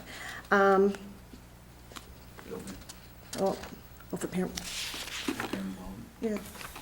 Just that it's at an all-time high right now. Yeah, it's great. Both with parents being in, dealing directly with the kids, servicing them in instructional practices, to volunteering in the copy room, cutting out laminated materials for the teachers. I had parents come in this year. They're across the board. Yeah, I had parents come in this year and volunteer in the computer lab with me. It was great. It was really great having a second set of hands with, 23 third graders who can't find keys on the keyboard yet. So, I mean, I thought it was great. I loved having the parents in the computer lab with me. So I know I'll keep up with that for next year. And student safety. PBIS was fully implemented this year. We have a wonderful, wonderful PBIS team. They've embraced it, and because they've embraced it, it's made it easier for the staff to embrace it. And our focus for next year is going to be the dining room. This year it was hallway and dining room. It's still going to be dining room next year, basically because it's just a lot of kids in a little room. And we'll also be pushing PBIS into the buses in appropriate bus behavior, which it needs to be addressed. So that's where we'll be going with that for next year. Our co-10s have been great. Kids are very, they know what to do, and they take it seriously. And we'll continue to practice that as we need to. We'll be making some modifications to a couple of the protocols to handle a code 10 situation when the children are outside the building, and what we're going to do when they're outside and how we're going to respond accordingly. So we're starting to address that side of the issue at this point, in conjunction with the Ashland Police and Ashland Fire Departments. That's it. I was just thinking, one thing that I forgot to mention tonight, too, and I did tweet it, and it struck me as you were talking about the volunteers. I tweeted out our thanks to the 31 volunteers, speaking of volunteers, 31 volunteers the other day at the Science Symposium. That was just That's amazing that day. It's Oh, an my gosh. incredible experience. Every I- year, I sit there and, you know, the Bose presentation last year, my mouth was on the ground, and See, I you know, love the seeing strawberry chemist, one this my year. mouth was on the ground. I mean, it's amazing. And the kids did a great job this year because we did an online sign-up where the kids got to choose where they wanted to go, instead of having to travel with their homeroom teachers and get assigned a class. So the kids got to go into the lab, and they chose what they were interested in, and they got to sign up for it. And, I mean, 600 kids were moving, you know, through the building, and they did great. Understood They moving did for pretty much great. the first time I this mean, year. it was, they No were issues. very responsible, they took it seriously, and it was just funny seeing them going through the hallway with masks on and, you know, doctor gear on, and they're going to their next, you know, workshop, and it was great. And I sat with a number of the presenters after the symposium, just talking about how it went and their thoughts and things. And they were already having discussions about, well, next year when I come back, I want to do this. And I know I need to bring something to give them. They need a little gift to remember the program by. So they were already making plans. Literally, we didn't close up this year, so they're already talking next year. So it went over very well. I thought the strawberries with the DNA was one of the coolest, and they had the bags and they were squeezing. It was just amazing to watch. Oh, and then the other one, they were creating these chemical concoctions in the classroom, and then another class you went into, and they were learning how to strap on the gowns and put on the masks, and it was just a wonderful day. But it struck me, I thought, you talk about volunteerism. I don't know if I've been in your school when I haven't passed volunteers in the hallway. I really can't think of a time. And one of our ultimate goals with the symposium is we really want the children to see that this is these scientists' life. This being in science, working in science, is their lifestyle that they've chosen. And just the enthusiasm that they share with the kids on this day is incredible. When you listen to somebody like Leslie Marcy, who we see in such different, venues, whether it's AEFI or, different things that she's involved in, and to hear her, and she's so impassioned when she talks about her area. We were standing outside of the door, and I remember last year she was talking, I think last year, didn't she bring gallstones or something? I can't remember. She brought stones of some sort, and the kids, you just heard that, ooh, But she presents in such a wonderful way. It was, hats off to everybody involved in that, because that's just an amazing day. It is, Yeah. it really is. Sorry, I forgot to mention that. I should have mentioned that under superintendent's report. Great. Any questions? I have a question on your goal around, let's see, I guess it's goal 1 around the MCAS student achievement. I think I've just been here for too long, but this open response as the weakness, I mean, this isn't new, right? And so I guess I'm just wondering have you identified, because I've heard year in and year out we talk, and this isn't a criticism, I think it's an observation that this has been a difficult situation, and I know it's a different cohort of students every year, and we've been trying to chase, how do we fix this? And I guess I'm just asking, as you look at it at another year, have you looked back at all the long list of things we've tried and been able to come up with some sense that we're moving on this? Because it's been a constant, has it not? I totally agree with you. And the one thing that we've noticed in our analysis is that it really doesn't stay the same, even though it's an open response question. One year it might be a simple one-sentence answer, one-paragraph answer. The next year it could be 3 paragraphs. It could be a 3-part question that you need to make sure the kids are answering. So it varies pretty much. We're finding so actual much. test The does? question, The question. not the open response concept, but the question that they're asking the kids to answer varies so much from year to year that even though we think we find the answer and we teach them the method we want them to follow, and then that year the question could be a 3-part question. And we taught the kids really answer the one question in this format. So it's to have that one valid way year after year after year after year is what's missing right now. Well, and if I can just add a couple of thoughts too, and I would agree with you, but in all honesty, I don't always look at this kind of thing and say this is something that necessarily has to be fixed specifically at Mendez, which is one of the reasons why we go back to Warren, and that's one of the reasons why, going back to RTI, why it was such a a priority for us to go back and hopefully, and that's why, I mean, we can tease all we want about the kids that we're sending to you, but that's the reality, is we're looking to try to send kids over to you who are better prepared in that area. And so I think that that's why we're excited to see this group going up. So this year's crop of grade threes, for example, to see how they do on the MCAS compared to last year's.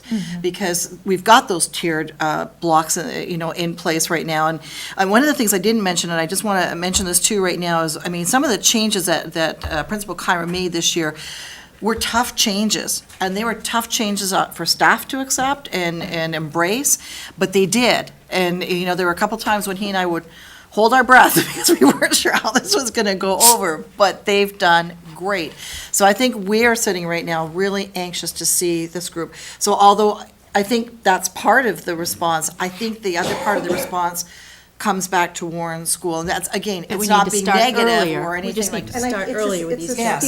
It's a stamina Okay. concept also.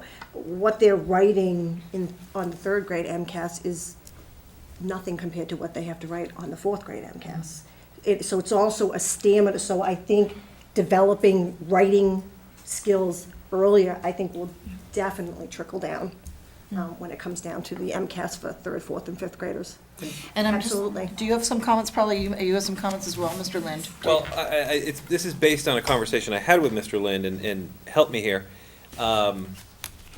So hasn't the difficulty of the questions on MCAS evolved over time? Hasn't the test gotten harder?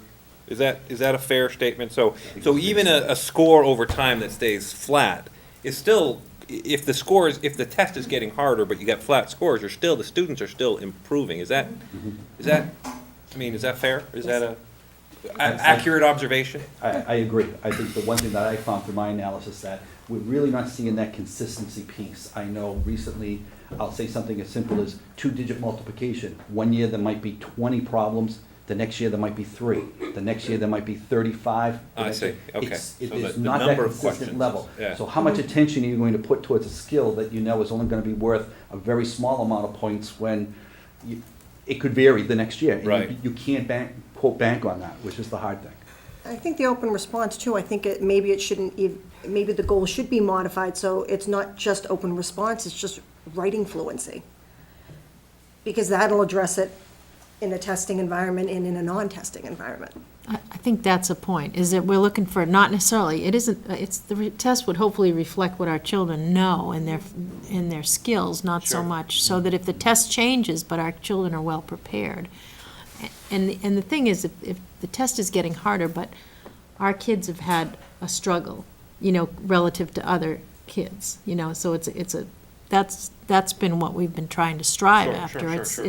The test has been getting harder statewide, and we're always looking at our statewide piece. So, I mean, I respect the fact that it's a complex thing. That was really what my question was designed to ask, is that it's very complex. We've been trying a lot of different strategies, and in order to really make progress, we need to take a look back at what we've tried and how did that work. And it sounds like you're doing that, so I thank think you. we're very self-reflective with this. You might disagree, but I doubt it. Rich? I think writing, we have a million goals. We all know that there's a million things we want to accomplish, and I think writing is one of those goals that I'd like to push more to the top of the list, because I think the ability to communicate, and certainly, stamina with the pen or pencil is a piece of this, but the idea of writing, the ability to communicate, whether it's with pen or pencil or with a keyboard, we need to help kids use whatever tool it is that they would use, but it's more about the communication of ideas, the ability to be able to synthesize, lots of information into more concise pieces of information. Writing is complex. It involves being able to read effectively and comprehend, problem solve, all those things into one medium, so to speak. And so, I think we started that in Mendez this year. We had some professional development, and I think the writing instruction piece, that idea of, how we we teach, if we can help teachers, you know, be a little more consistent with each other in their writing instruction piece so that grade to grade, classroom to classroom, there'll always be differences because they're all individuals, but to get some big pieces in place that says everybody's doing this. And we started that this year. We had a great PD activity that we brought someone in, and I think she was very well respected. I got some great feedback, not only from Principal Irvin, but from a lot of the teachers. And so writing is, to me, something we need to push to the top, because that's how we express ideas, you know, in words and in print, so to speak. So the success you've had, well, we've all had with the K through 5 aligning the math curriculum that you mentioned earlier tonight. Sounds like writing, Yes. aligning writing is the next one to Next knock big out. thing. Aligning that, that's what it sounds like. And just my observations when administering the PARC Yeah. test for the fifth graders. The ability to analyze and write was even harder. They had to analyze a video, an article. They had 3 pieces of related evidence, and then they had to synthesize an essay based on that. I mean, It's pretty high-level that's, stuff. that really is. Sure it is. And Really you is. folks saw the 4th grade, we had the same thing on the wild horses. Right. You know, those are high-level skills, and reading it was challenging enough, but then being able to take it and put it into words is a very challenging thing. And if we get consistent, then teachers can support each other in that, you know, those processes that need to happen. Yeah, I just want to be cognizant of time if we can, because I know that we've still got a lengthy meeting, and I know that you still want to say some words on Park. So if you might want to finish up the questions, and then we can have you do a quick piece on Park before we move to Principal DiGirolamo, that'd be wonderful. If you had any more other questions? Actually, I do. Well, just one, final comment about just being when we're working on writing and being intentional about what we're teaching them and why, and especially the complications with the testing, and they're always changing, and just when we think we are starting to figure MCAS out, we're talking about another possible test that's coming through that might be more challenging and complicated. And I like your language, Rich, about, the point is to be able to express themselves and to communicate, and to stay intentional about that rather than trying to beat the test, is just certainly a goal that I think we should all have. But my only other question for you guys, because you are unique at Mendez and that you have the 2 different programs, do you ever think about, I don't know if a goal is the right word, but do you study like how the kids are doing in the different programs and compare them to each other? Like, are some of the kids doing better on MCAS depending on what program they're coming out of? Or, I'm not looking for the actual answer, I'm looking about whether or not you look at that. I have looked at it. I've seen that there is a difference going into 6th grade. 7th grade, the difference shrinks to 8th grade, where there really is a very small difference to the point that you really can't tell the difference. So there is that little period of time that you can see the difference between the 2 programs, but it does balance out by the time the kids come up towards 8th grade. But they're entering into 6th grade with a different level of preparedness? Probably MCAS scores, their ranking on the MCAS and how they do.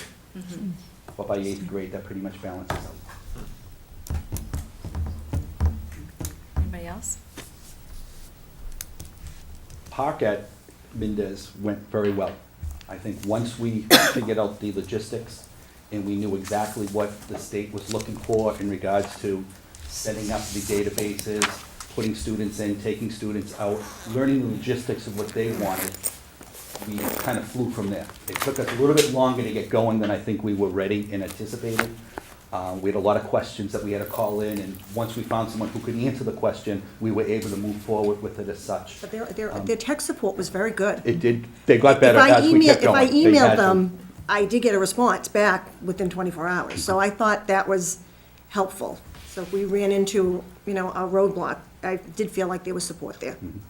Some of the positives we saw, it took less time to prepare the kids, or the school to prepare to give the kids the PARC test versus for the school to prepare to give the kids the MCAS test. It was a quicker setup. The kids, I didn't have anybody have a breakdown or crying or get upset during park, where usually you do prepare for that during MCAS time. It does happen, I'm afraid to say. We did not have that at that point. Most of the children completed the park test within the allotted period of time. The MCAS test, I usually have a number of children who go over and literally are writing up to 1:30, 2 o'clock in the afternoon, and they take the entire day doing the test. And the kids, the feedback from the kids, they liked some of the tools that were associated with Park. They were in no means intimidated by it at all. They were actually very intuitive figuring out, I mean, where they could access all the tools. To them, it was natural. And so they did really well with that. They liked the idea of typing rather than writing, although the kids did admit that their typing needs to get better. And the kids were very good. They all were given the opportunity to do a survey at the end, where some of the questions were, how often do you write a paper? Do you type it? I mean, they're really great questions. The kids, they could put a lot of input into it. But I don't think the kids were bothered by it or intimidated by it at all. Very comfortable with it, I thought, at the end. Can I just ask, what was the message, though, from administration and teachers in terms of what in other words, MCAS, I know that everybody knows MCAS matters and teachers know it matters, so there's that stress for everybody. Was the message around Park, though, that this was an experiment and everybody can relax? Do you think that? We just kept talking about the pilot. We were piloting this. That it was a pilot. So do you think One of that many schools selected. could that be an explanation for why kids were able to finish in the allotted time and they weren't having breakdowns, simply because it wasn't a high-stakes test for anybody? The whole school was probably a lot more relaxed. Okay. Yeah, I would definitely say. I think so. Anybody else? Thank you very much. Thank you both. Yesterday's Geronimo. Middle school's turn. We appreciate all of you being here tonight, by the way. Thank you so much. Good evening. Good evening. And just to follow up with, I would say the middle school had the same experience really with Park. Sounds like that in Mendez, that students enjoyed it. Tech-wise, we didn't have any issues. Some minor glitches that were fixed within minutes. They too were pretty responsive. I didn't email, I called.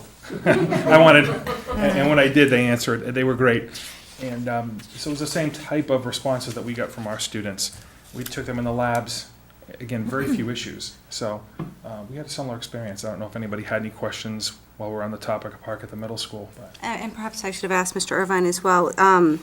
Did you test kids who needed accommodations? Were there children taking it on paper or with other? We did it all computerized. But Right. we did have, and it was a random selection, so if the kid had accommodations, we had fifth grade, we had 5 students who had IEPs or 504s with accommodations. They tested in the computer lab with a special ed teacher that they were familiar with. And it worked out great because we were right next to each other. Okay. And I know that as they improve on MCAS, a lot of the accommodations are gonna be embedded within. MCAS or Park? Park. In Park, sorry. It's gonna be embedded into the testing, the text-to-speech. I think a lot of accommodations will be embedded into it. So did you find that was easier or similar to MCAS for students that needed But to there's- come? We did not, I don't know about you, we didn't have read-alouds. None of the students that were randomly selected had read-alouds. A lot of them had extended time, but I think the read-aloud would be, an accommodation that we didn't see have to be addressed. A couple of parents made comments to me, said that the students really liked taking it on the computer because for MCAS, they made the comment where you have your test booklet, you have your answer booklet, you have your reference sheet, you have your calculator, and for students who have a hard time processing, there's a lot going on and it can be overwhelming and confusing. Whereas with the computer, it's right there, it's one screen. You need the calculator, you click the calculator. You need the protractor, you click the protractor. You need something magnified, you click the magnifier. You want to, would reading one line at a time help you? So it was all right there for you and just easier to interact. There wasn't as much stimulus going on, so it really, And they could go back Yeah. and see if they missed a question. And when they got to the end of it, it would tell them, you know, you missed 3 questions, and they could go back and see which 3 they missed and go back. my favorite is we took the ELE test, and students had finished the test, and as you had said, they read excerpts and answer questions, then they watch a video and they answer questions. Students were done, and they called me, Mr. DiGirolamo. I said, yeah. Can we watch the videos again? I said, sure. So, you know, they had the headphones on, so I think it was also very interactive for them. It was a different experience, so I think it engaged them as well. So at least this is what our experience was and what I saw. So it was very interesting, and Paul Carpenter in the tech department we're fortunate to have him next door. So I'd bang on the wall. Anything, you know, but truth be told, I didn't have to all that much. You know, I'm joking, but it went very well. They were very supportive, and it sounds like I'd echo the same thing that Min does. Did they have the first day of testing just to make sure there weren't any glitches? And just when there were no glitches? Yep. Well, and I think that we did so much work before you even got to that point, and I think the IT department deserves all the credit in the world. And I think their approach, even when you went into your testing, and they were still there. So, I mean, our IT department deserves a huge amount of Yep. credit. Absolutely. I agree, absolutely. My 6th grader said it was fun. A lot of them, they didn't mind it at all. Understanding it didn't Right. count. It wasn't the measure. However, they'll say this, that after your comments, Marcia, that I didn't feel they weren't not taking it seriously, that they were joking. I mean, walking around, and it was nice when I'm sitting on the computer, I can check their progress. So it's for the person, the proctor who's giving it, there's some extra layers built in that are really neat as well. But students, they were taking their time, they were answering questions. We didn't have students who were just clicking through. We really didn't. So it appeared to me, by all measures, that they were taking it seriously. Not stressed, but taking it seriously. That was our experience in our. Nice balance. Yeah, I thought so. And where do they take it, in this building? We used the 3 computer labs, and we also had the tech department set up laptop computers for small group testing. So we did have some rooms with laptops sort of set up in a circle for security purposes and whatnot. So we used 3 rooms plus another room. Again, depending on how many students were pulled out. There was a couple of students who were one-on-one tested, so we had to use some other rooms as well based on accommodations. So here, honestly, I mean, it was 2 classes at a time, but it went very well, and we weren't overwhelmed by, and technology-wise. So, understanding there'll be a lot more to take it, but it flowed very nicely.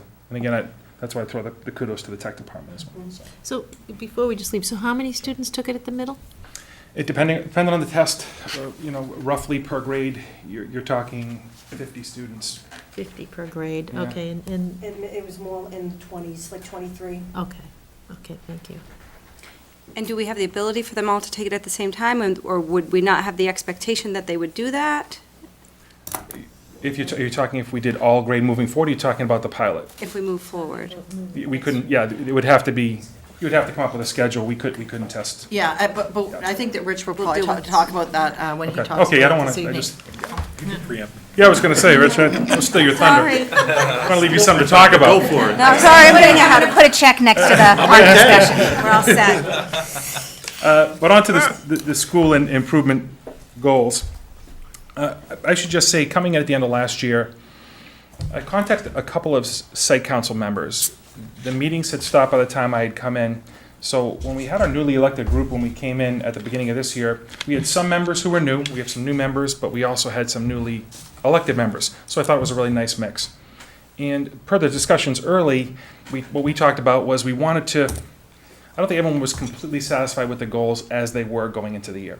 So a lot of our discussions were modifying the goals that were in place, really, and setting goals that we could benchmark and carry forward into the next year, to look at data that way. So the piece that I brought in, as well as having those conversations, was also just sort of basing it on the district school improvement plan to sort of mirror that, was how we came up with the goals that we did and meet the needs of the students at the middle school.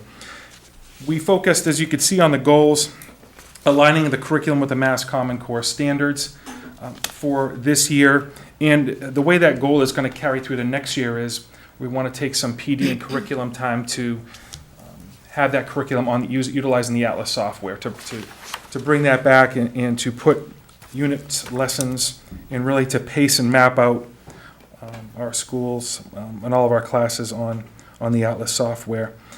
Math curriculum was a focus, and we're going to look at MCAS data or whatever data we're going to be using if it's going to be PARC, but we're going to be looking at data and analyzing data to see how we're teaching to the Common Core and what the data is showing in terms of student performance. We did have a focus this year on students who are struggling. Teachers early on created individualized student success plans for those who struggled on MCAS. They meet in teams during the course of the week to address the needs of the students, and that's something that we were focusing on. The other thing that I mentioned there as well that we put in there was we did submit a curriculum leader proposal, and that's something I want to push next year as well. I think it's an important piece for us as we look at data. Rich spoke to it earlier. One of the goals that we want to do as well is have a smooth transition. We've worked on transitions from school to school, working with Principal Irvine at Mendez and Principal Adams teachers at the high school, but within the middle school, transition from grade to grade. We worked with our teachers on creating consistency from one grade to the next, regardless of discipline. Just so students, there was that expectation. We want to create that flow. And it's those curriculum leaders that for the middle school could really bring those grades together to ease the transition, as well as have experts in those areas as an administrative liaison, so we can meet all the districts as well as state initiatives. So that was in there as well, and that's something that I want to continue for next year. The next initiative was, it's the advisory initiative, but it really ties into my student leadership goal. And with the advisory, we just wanted to use advisory, say, more effectively and more efficiently. So our guidance department, and this fell right along with Second Step, which was yet another initiative. We had a full implementation this year of our Second Step program for all 3 grades. But I wanted to use the advisory, we wanted to use advisory to reinforce some things outside of the Second Step program. They're not listed there, but some examples were Cyberbullying Week. We did a Kindness Week. And there was a product at the end of every week. So they'd be talking about an advisory, there'd be discussion points, and they created kindness hearts in the cafeteria. Or for cyberbullying, they would come up with a list of ideas as to how to prevent cyberbullying, writing letters to thank the police, Drug Facts and Prevention Week, veterans letters, these types of things. And it was really effective. Dave, Yep. just remind us, when does advisory meet again? Is it the same It meets time after every day? it meets after second block, so it's right around 9:30, 9:29 to 9:41. It's a period of time where it's a check-in with the advisees, who are teachers outside of their grade, that one more adult that they can connect with. So sometimes, some days it's just sort of a casual check-in. They can have a snack and they're just connecting with students. And other weeks we have initiatives going on, and there's a discussion point, or they're doing And something. they So stay with the compare- same group each year? Same group. That stays the same? Correct. Still the same? Correct. Thanks. Yep. And the next step for next year will be, we're looking to train students who were trained this year to be mentors. We trained mostly 7th grade students to be student leaders. We had a training for them, which really was the first step. Next year, we're looking to make it a mentor-mentee program, a peer advisory program, basically, is what we want to do with it. So I'll meet with that company. They'll come in next year and to train students really to go beyond leadership into mentorship. So I'm excited about that. And I don't really know, I know we want to utilize advisory. We don't know how it's going to look yet. The company really can cater what we want to our schedule, what we want to do with our students. But I think eventually we want to ease transition into the middle school, and we want to make connections with 6th grade students when they come into the building. So that ties in with that. STEM was a goal for us. We're trying to increase the amount of time that students have access to STEM within our schedule, which provides its challenges. I'm working with Principal Irvine right now, changing the schedule again a little bit to change when STEM happens. We share the STEM teacher. She's with us for 0.8, and she's down with Greg for 0.2 for one day. So we're also working that around to maximize the amount of time she's in front of students at the middle school. and not changing the experience that students are getting at the Mendez School. So we've been working on that the last few weeks, and we think we can increase that as well. And we've done some things, the middle school has done some things this year to increase that as well, utilizing Discovery, utilizing the last 3 weeks of each semester, teachers working on interdisciplinary projects, that type of thing. So we're proud of that, as well as the curriculum that the teacher has created there, some exciting things going on. I know Ms. Henry presented to the group earlier on, so I know you got the breakdown of the STEM program. Technology, it was one thing that we wanted to focus on, I'll continue to focus on, is really get the middle school where it needs to be in regards to technology. You know, I'm excited that for next year, we're going to be installing projectors so that every single classroom will have a projector. And that's something that didn't happen. Wi-Fi access, and we're going to continue to build what we have in terms of what students can use in the classroom, and as well as professional development for teachers. We had teachers training each other this year, doing board trainings, iPad trainings, and we want to continue that as well. Use the resources we have in the building. So that will continue. Also mentioned under our school climate goal, and people have talked about it quite a bit, PBIS is an initiative that we're continuing here. And in fact, our PBIS team has been busy the last month, really looking at our core values, looking how we teach them. And it's a goal next year of our team. We'll be working on it this summer as well, to have it permeate the classrooms, to be doing consistent things across not just teams, not just within grade, but really across the school. So they're looking at interventions, things that we can be doing in the classroom to support the positive behavior model, as well as continue to do the things that we've been doing, student assemblies, shout-outs, still recognizing students positively, yet also doing things that are consistent in the classroom across the grades. So they've been working very hard on that. I mentioned the student leadership group, the ASAP group is still, our advisor is Miss Roy. She does a great job with that. That's a great group who presented at the Metro West presentation earlier on in the year. Second step I mentioned, which has been going very well, and we'll be using the Metro West data moving forward to see how those initiatives have gone. We're focusing really on the cyberbullying, bullying piece, as well as mental health piece, coping skills, stress management, some of those things. So, and the last goal that we have is communication, and so some of the things, Twitter, as well as putting things like the second step curriculum on the website. I am going to be just benchmarking. We did survey the students in our student leadership program. We did survey the students in our second step programs. We sent out a survey for parents, for communication. We're trying to get some benchmarks in all of those different areas. So as those programs grow and communication, as we try to continue to improve that and address some of the concerns and some of the feedback that parents and the community is giving the middle school, we can improve upon all those things. So we're really, it's a lot of benchmarking going on this year. And so we can collect data. So next year, when we talk about communication, I also mentioned in there parent conferences. We did one-on-one parent-teacher conferences this year that went very well. We kept that data. Parent coffees that I'm doing, I'm keeping that data. We did a cyberbullying presentation for parents. We kept those numbers. So things we're going to be continuing, yet I want to build those numbers. I want to build the involvement of the community in those as well. So when you have a one-on-one with a parent, yep, the teacher does. Yep. How do you collect data from that conversation? I don't collect it from the conversation, just in terms of parents coming into the school. How many parents are coming in to engage with teachers? I see. So we just look at the numbers.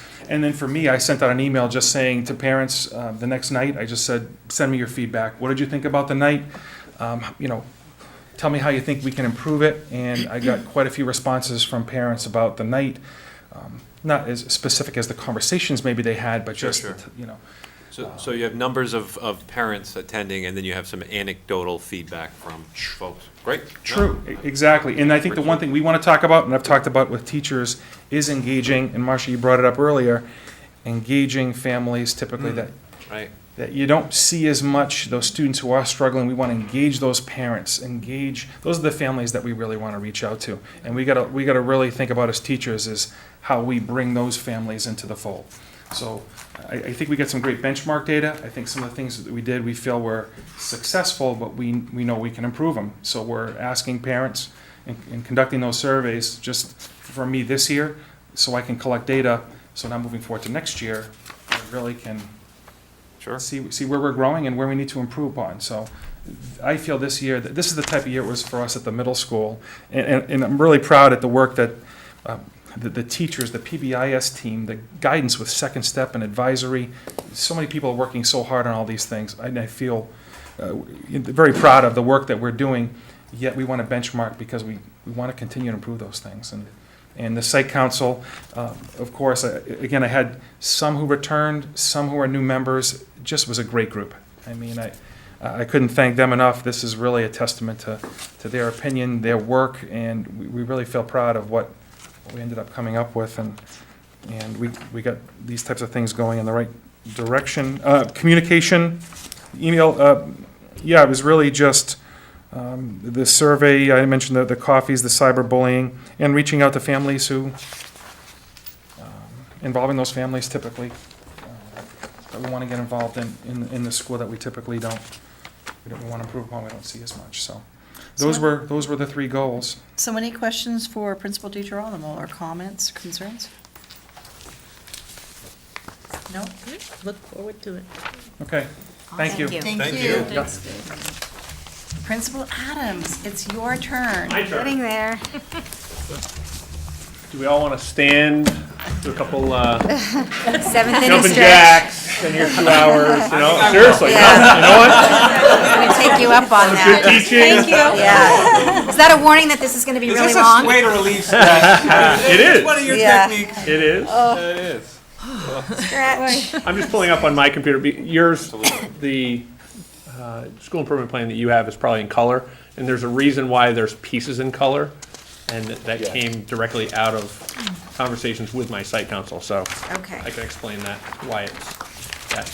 So, I want to go back to Mrs. Rennie's point earlier with regard to the school committee, or the site council, and the process we took this year, because in my 5 years, at one time, I think last year I had 48 people, I think, on my site council, and it was pretty hard to manage. And what you all said to us this year was, we need to go back to, looking at the Mass General Law, making sure we're doing things the right way with our elections, and making sure that the site council is set up appropriately.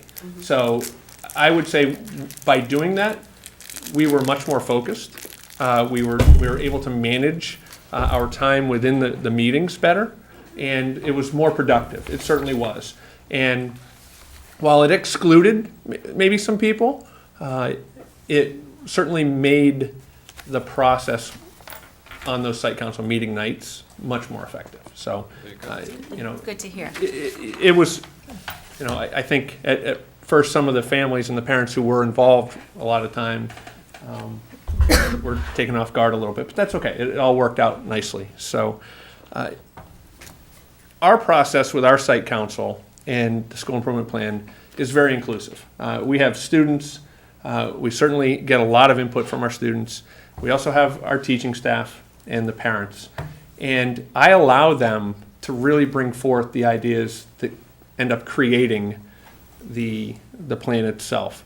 You'll see, if you go back in time and look at some of these plans, there are a number of items that are the same, partly because we haven't fully accomplished those goals, and we want to continue to get better at those goals. There are probably 3 or 4 in here that are totally brand new, and they're new based on, as I mentioned the last time I was in front of the group, some of our mental and personal health as it relates not only to students, but even our teaching staff. And there's a goal that specifically relates to that, but also technology. And the idea that we do need to move forward cautiously, but we need to move forward at looking at ways to increase the use of technology in the high school, not just district-wide.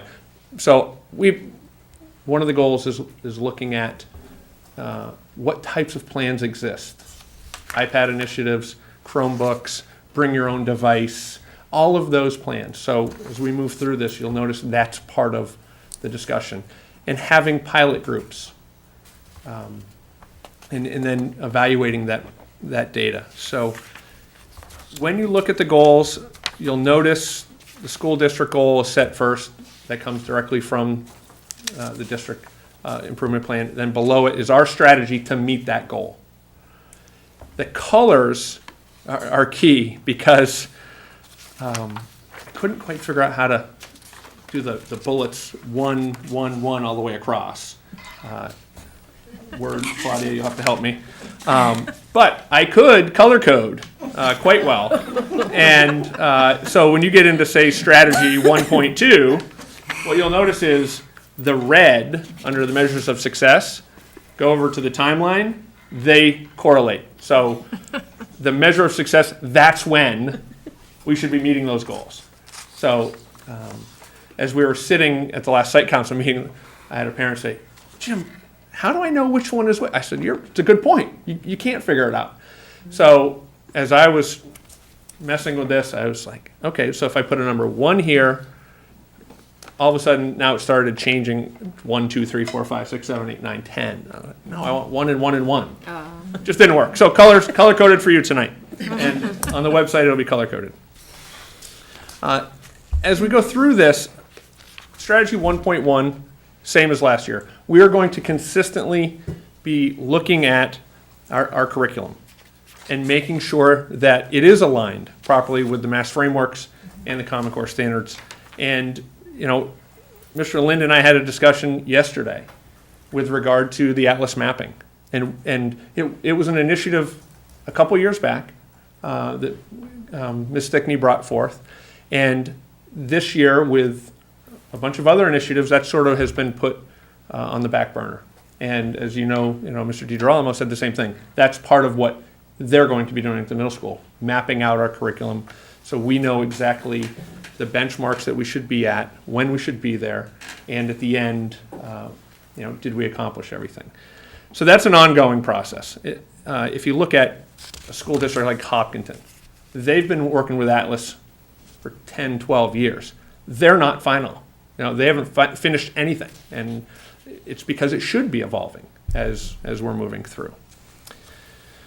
Strategy 1.2, again, we've noticed and staff has said, we want to make sure we fully understand 504s, IEPs, the relationships that exist with our ESPs, co-teaching models, and the difficulty we have at the high school levels, that creating that common planning time where we can sit with the educational support personnel and a classroom teacher and define the roles that really should exist in the classroom. That's hard to do. So as we're looking at it, the third one down, the planning time implemented, I'm looking out a couple years for that. How do we look at a schedule, a high school schedule, and find the time for that?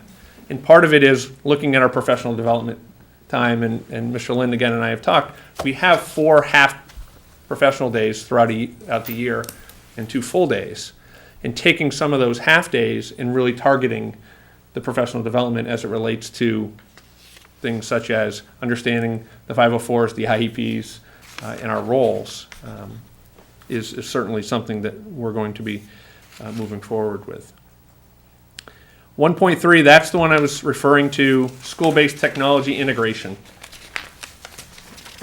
We need to get to school committee a recommendation of an implementation schedule in 2 years, 2015, 2016.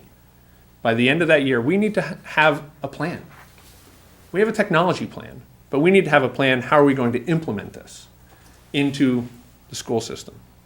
As we, again, potentially move forward with new generation of testing like Park, how are we going to meet the needs from the technology standpoint? And there are numerous ways school districts are doing this. I'm not sold on iPads. I'm not sold on Chromebooks. I'm not sold on bring your own device. I think we just need to figure that out. What's the most cost-effective way for us as a district and to be able to provide the support services that are needed within the district. So, yeah, so part of an implementation plan is knowing the price tag Correct. associated with it, Yeah, and you'll notice that, and we start, I've said we're gonna start designing early release days on technology integration. We have a great teacher, Chad McGowan, who works with our staff on technology integration.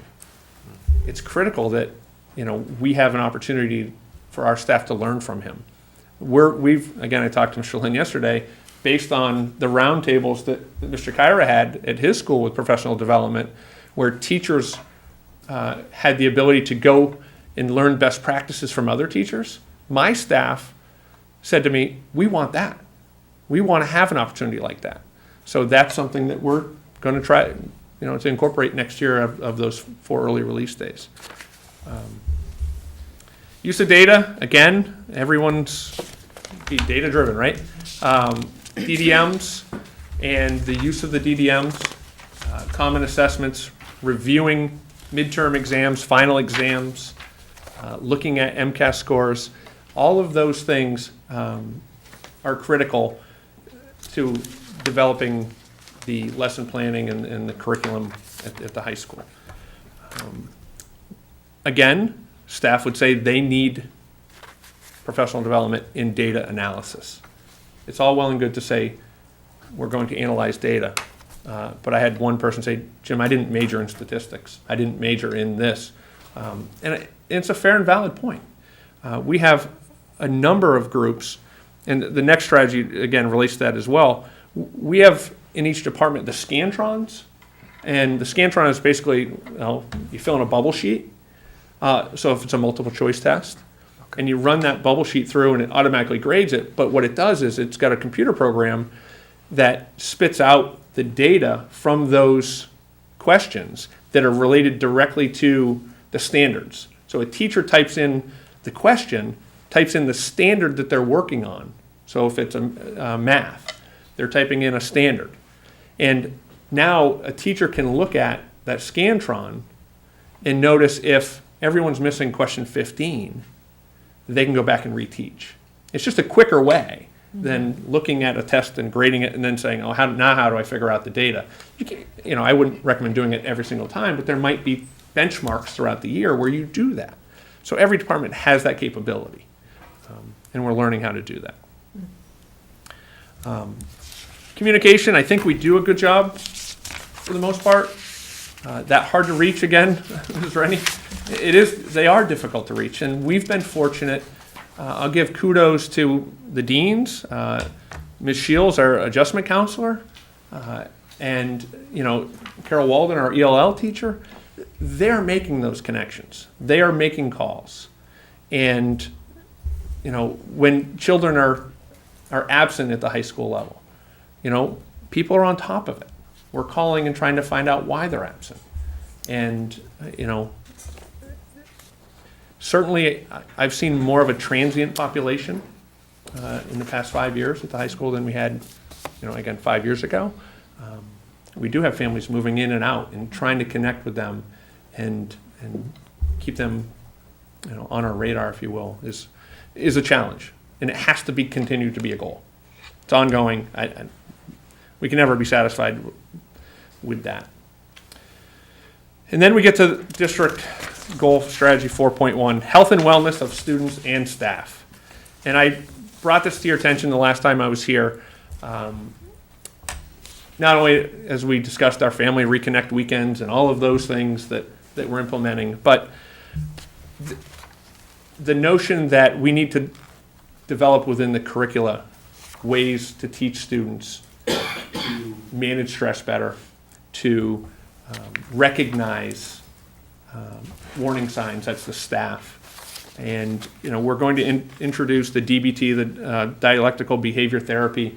Our school psychologist and Ms. Shields, again, school adjustment counselor, will be teaching all freshmen next year strategies. And there's a curriculum that's developed that they're trained in. So they will come into the freshman health and wellness classes one day out of their cycle and teach to the students the methods, and they will then be teaching, it's really the train the trainer model. So eventually our health and wellness staff will be the ones teaching this to freshmen in future years. The sophomores, their schedule's a little different. They don't meet as many days in the cycle. So we're still working out how to meet those needs. Then we brought forth about a year ago our SET analysis, which was looking at how effectively our PBIS is working and how effectively our students and our staff can actually articulate what we're doing and what consequences are, when to go to the administration, what our core values, all of those things. And part of our goal is, in talking again to Heather Smith, who's our PBS person, but also our school psychologist, trying to get our numbers, our levels of recognition up to the 80% based on the set. And where we're falling short is our violation systems.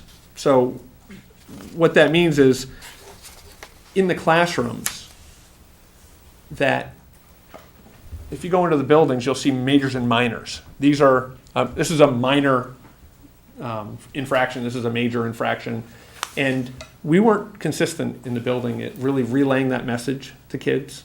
It may be in the handbook, but we weren't talking about it enough. It wasn't posted in the classrooms. So that came out of the SET analysis. And another was really the decision-making process, that although we have this data in IPASS, what was the PBS team using the data for? Were they given the ability to make decisions based on this data? And the perception was 63% of them said they were. So that number needs to get a little bit higher. So we've found great luck in all the PBS activities that we do. We do a couple a year, especially we kick it off every year with one. And the team has been fantastic at trying new things each year. So I always look forward to, they come to me, hey Jim, do you want to hear? No, I don't want to hear about it. I want to wait and see how it works, because it's exciting for me too to see what they've come up with. Yeah, So- I want to make sure too, Jim, that we take time for park. Yep. So I'm wondering if. I'm done. That's the last goal. Members might have some questions on this so that he can also give some, a bit of overview on park, and then we're going to ask Kathy Silva to speak about park from the perspective of SPED children. So, questions of Mr. Adams? Just a quick comment. Sure. I'm intrigued by the whole Scantron Yeah.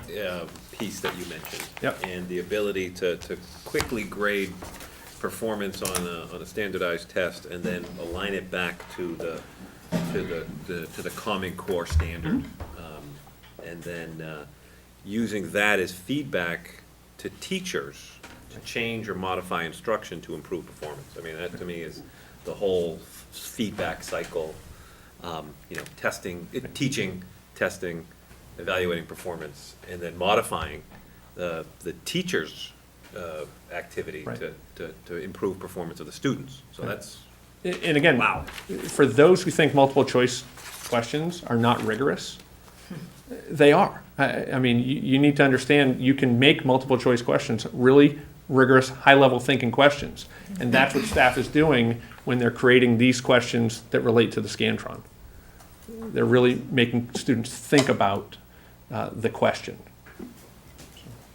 I just want to congratulate you on your strategy 1.2 about the understanding and implementing your legal obligations to students with disabilities, because that's one that I just think it's critical at the high school level, where you have teachers who are seeing so many students and they don't, it's not the model that we see in the younger, and it's just really important, and I'm so happy that you're doing that. And then the only other question I had, and it really is, I think it's just kind of a simple answer. The whole piece about bringing in technology, which of course we're going to do, we love that. Is there part of the whole strategy of what you're going to do, and I think the answer is that it would be in the next strategy, the DDMs, I mean, not with all the data, but once you bring in all this technology, will you also be measuring its impact on learning? Like, is it sort of just a given that technology is a good thing, or do No, you say? It's not. Okay. No, I don't believe it is. It's a tool. Let's be clear. I was gonna say, yes, I think It's a we need to tool. be clear with that. Yeah.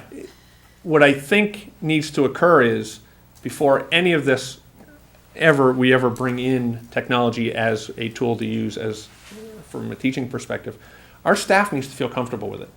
There needs to be a buy-in, professional development time. They need to feel comfortable that they're using technology that will increase student learning.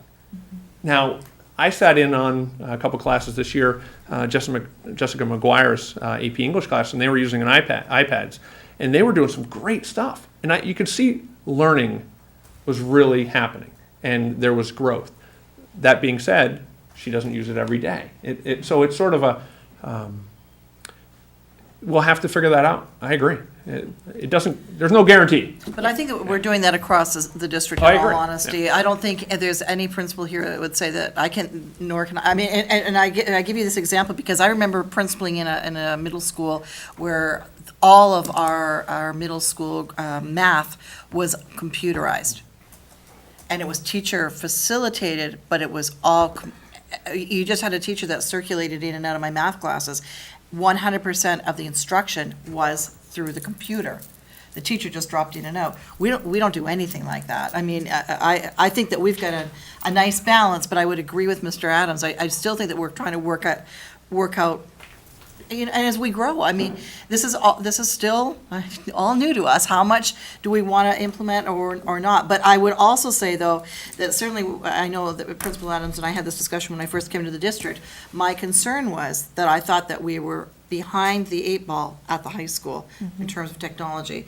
So I think that it's a goal that needs to be there and needs to find whatever balance, whatever that looks like. And I don't even know what that looks like, quite frankly. No, I absolutely think, of course, we need to do it. I just think it's always good for us, you know. No, we need to articulate We're this. trying so hard to catch Yeah. up, but We at are. the same time, we have to keep that other piece in mind, which is that just because it's technology doesn't mean it's the right. And I'm sure that that's what you're thinking. It is, and trying to make sure they have, the students, when they're exiting, do have the skill set to be successful wherever they go.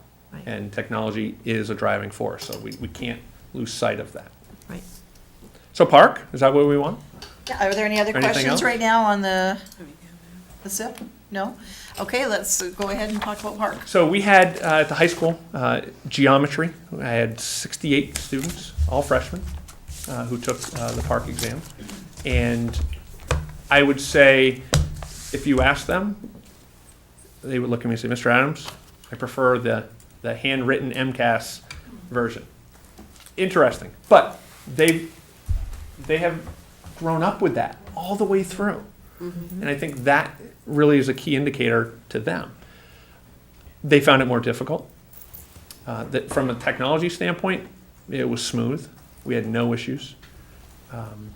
And, you know, I think what some of the math teachers would say, there's definitely a shift in how we're teaching math and the standards that need to be covered now, say even in geometry, that didn't exist in the former math standard frameworks. So I'm going to say it incorrectly because I'm not a geometry teacher, but the construction of shapes and angles and using protractors, et cetera. That's back in 15 years ago. It was out, and now it's back in terms of the skill set. You know, Ms. Jost, if you're watching, sorry, I don't know how to explain it, but it is just, it's different. And so from our perspective, our math programs have been strong for a long time at the high school. But I would say they're still trying to figure out the coverage. And we've been working with the middle school at saying, okay, what is it, the skill sets they need coming into the high school based on the Common Core, based on the new frameworks. And that's been the challenge. ELA, if you had Ms. Bronstein here right now, she'd say, we're in. We want Park. Bring it on. That's what because she just feels that comfortable with how well they're aligned with the frameworks, but how well they're teaching, no matter what the frameworks are, or whatever the testing model is. So. And that actually really does get back to, because I thought Mrs. Rennie's, I didn't say anything when you brought up the point, but your point is so well taken, and I think it just bears repeating. We don't teach to the test. And you didn't say it like that, but that we want to put that out there too, that this is not about teaching to a park or an MCAS, it's about good teaching and then testing that, so. Any questions of Principal Adams before we ask Mrs. Silva to give a bit of a brief overview from SPED? Thank you, Principal Adams. Thank We you very appreciate much. that. What else, this has been a long wait, Mrs. Silva, for you. Well, I have to stand up because these chairs aren't that comfortable. No, I know. So I apologize for that. So thank you for having me come to talk a little bit about how Park went for our special education students. If you can think of the numbers that the principals have given you with regard to the students who participated in Park, think about 14 to 15% of them were special education students.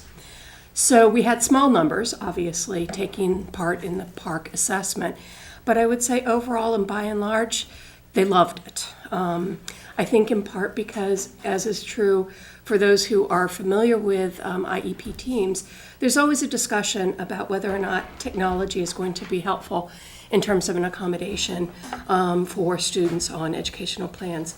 So many of our students have already had accommodations where they're using technologies, where they are using the keyboarding, where a computer is being available to them for, let's say, a written product or a written task. So that just went in line with what they've already been practicing within the classrooms day in, day out. And they've also been beginning to be taught some of the ways in which the technology can be useful in terms of, okay, here's the calculator, here's the spell checker or whatever it might be within the software program itself. So I would say by and large, the special education population enjoyed having the Park assessment on the computers. It is a rigorous test. There's no doubt about that piece of it, but quite honestly, from my perspective, I don't mind that because we want to hold high standards for our children, all of our children. So I'm appreciative of that opportunity and that data that will come back to help guide our interventions for how to support our unique learners will be incredibly invaluable. The Park, in terms of the use of technology and the computers, is only for that on-demand test taker. We still have students who will do an alternative portfolio assessment. That doesn't change. They will still have an alternative portfolio assessment. So that is a collection of the work product that they have been doing throughout the whole entire year. It might include video clips of their work in a classroom. It might include an essay that they wrote earlier. It might include math problems that they were doing and then were collected by the teacher and kept to, kind of correspond to the various curriculum, frameworks that they're needing to be tested on. So that part doesn't change for our students whatsoever. So by and large, from my perspective, I say bring Park on. I like the rigor.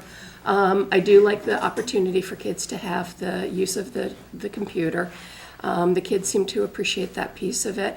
I think there is a challenge, though, for the building principals, and I do agree, the scheduling becomes challenging because we do have students who take it in a small group or who need it in terms of a one-to-one testing opportunity. So I think Principal DiGirolamo had been the one to be most effective in explaining that meant not only the 3 computer labs, but separate classrooms and maybe even separate offices for some students with the use of laptops, and then having that opportunity to have that accommodation of either a small group or one-to-one testing situation offered to them while also having a computer and computer access. So that's mine, real quick, because you've got a lot on your plate tonight. Questions from our school committee members on this with regards to Park and special education?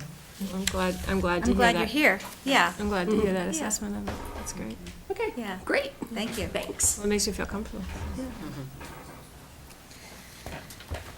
Any further questions then from school committee members on any of the school improvement plans tonight? So comment. Very, very excited to hear these plans, to see these plans, to read through these plans, to hear your presentations. So we've talked about around this board a 3-year strategic plan from our level. That's something that we have in place, something that needs to be reviewed, continually each year. To me, what you're providing is the bottom-up foundation. You can do strategic plans two-way, top-down or bottom-up. And what we already have in place here is the bottom-up material that, at least from my perspective, is so important for coming for us to be able to do our strategic planning. So, thank you. Thank you very much.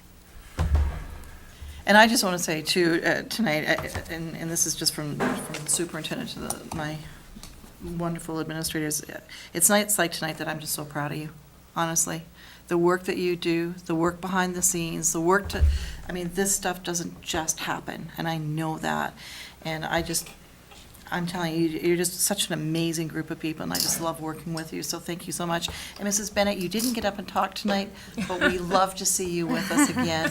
It's just a real gift to have you here tonight. So to all of you, it's been a long night. Principal Adams, I just had a quick sidebar conversation here with Chairman Tosti and asked if we could maybe switch the 4 and 5, Mr. Lind, if you're okay, just for half a minute. Absolutely. So that they can talk about the trip. And that while you're here, so that if they've got any questions, they can ask you, because I'm sure that you'll probably want to skedaddle as soon as that's done too, as I suspect many of you will want to, because I know it's been a long night, but my goodness, thank you so much. You did awesome tonight, every one of you, thank you so much. All right. So we have a student travel request, AHS World Language to England, France, and Spain, April 17th to the 26th, 2015. And I don't know if we need any more information about it. There is a motion that we will need. It looks like Miss Lauren Wolf will be the chaperone. More than her? I think it just says her on this. So there'll be a couple chaperones. McGann. Okay. And my name's missing, but it's on there. It's actually on page 4, you're both on there, you're in. Oh, I'm just looking, I'm sorry, I'm just looking at the motion. It's on there. Oh, yeah. Let's just be clear on that. Does Mass General Law make a place for school committee members on a trip like this? Yeah, how do we get on this? We need to supervise. Yeah, right. There is policy. I want to see if there's a curriculum connection too. Yeah, it has to be. I better go and make sure. We can always change the policy. Hell, we should have a meeting over there, right? Present our plan. Why not? Right. Executive session in Paris. Okay, so does anybody have any questions about the travel request? No, okay, so we have a motion to approve the travel request from Ashland High School World Language Department to travel to England, France, and Spain on April 17th to the 26th, 2015, as presented. So moved. Second. All in favor? Aye. Can I just, one point we might want to make for the audience is the reason that we don't do a lot of discussion is that we have a procedure in place where all of these things go through our administration and they're all approved at every step. So by the time we're seeing it, we know that all the proper planning has been done. It's not that we're cavalier about sending our students overseas, so. Good point. Yeah, no, thank you for pointing that out. Policy 5.2, student travel, if you'd like to look it up. Yes. All right, discussion on park. And Maybe I I'll did just ask give to an be brief. introduction for the community, just why we're even doing this. It's, Okay. I think all year, there's been some discussion about who's going to decide whether we're going to use Park or MCAS next year. And I think it's only been recently that there was an opinion written that said the school committees will be making that decision, but our team has been working behind the scenes, thinking about this all year long, and doing all the research and formulating opinions and ideas. And it's only recently that we need to try to understand it so that we can make a good decision, which we're not going to make tonight. We're going to take the time over 2 meetings to hear the information, be able to ask questions, take questions from the community in the next couple weeks, if any come in, and then at our next meeting, the hope is that we would be making a vote. So just so the community can understand why we're having this conversation, so that we can get sort of, I don't know if pros and cons are is the right way to put it, but just information about both tests and what you're recommending and why. Mrs. Rennie, would you mind hooking us up with your technology skills? Oh, yeah, this is the limit. More, I think. Nice try. Awesome. All right. All right, so that was a great introduction, Mrs. Tosti. I provided this presentation prior to the meeting for the school committee, so I'm not going to spend a significant time going through every point, but we do have some deadlines to meet, and the first big one is June 30th. If we choose Park or MCAS prior to June 30th, our choice is guaranteed. So we have to make, the school committee needs to vote to decide to participate in in spring of 2015 testing for either Park or MCAS. There are a number of questions that the school committee does need to answer, and those are at the end. But essentially, it's Park or MCAS. And if we choose by June 30th, then the choice is not only guaranteed, but it's also binding. We can't change after we make that choice. It's once you choose, that's it. You're locked in for next year. The second date is October 1st. If we need to make a choice by then, between June 30th and October 1st, we make a choice, but our choice isn't guaranteed. We might not get what we asked for, in other words. The state may say, no, you wanted this, but we're going to give you that. If we don't choose by October 1st, we are assigned MCAS. So that's the third piece. And then the last piece is October 30th. Or October 31st, sorry. If we do choose Park, we have till October 31st to either choose the pencil-based Park or the computer-based Park. So those are sort of the big dates to think about. And this is just a sort of a visual timeline of of where we were, where we are, and where we're heading. So you can see where we are today. We're in June, early to mid-June, and we're in the decision phase. And you can see as the arrow moves to the right, the blocks in black are really some big things to look at. In the fall of 2015, the Massachusetts Board of Education will ultimately decide whether Park replaces MCAS. That's when that happens. So that's why the decision is being given to school committees for next year, to stop moving in that direction. But if it's not replaced, we're still going to have MCAS. And then 2016, again, if it's approved by the Board of Education, Massachusetts Board of Education, then we would move to Park permanently, or if it's not chosen, it would be some other form of MCAS, perhaps. I think this is really important to remember. Before we get started slide. This is a one-year choice. So you see around the country and around the state, these communities up in arms over this. This can be a really divisive type of thing, and I don't want it to be for our community.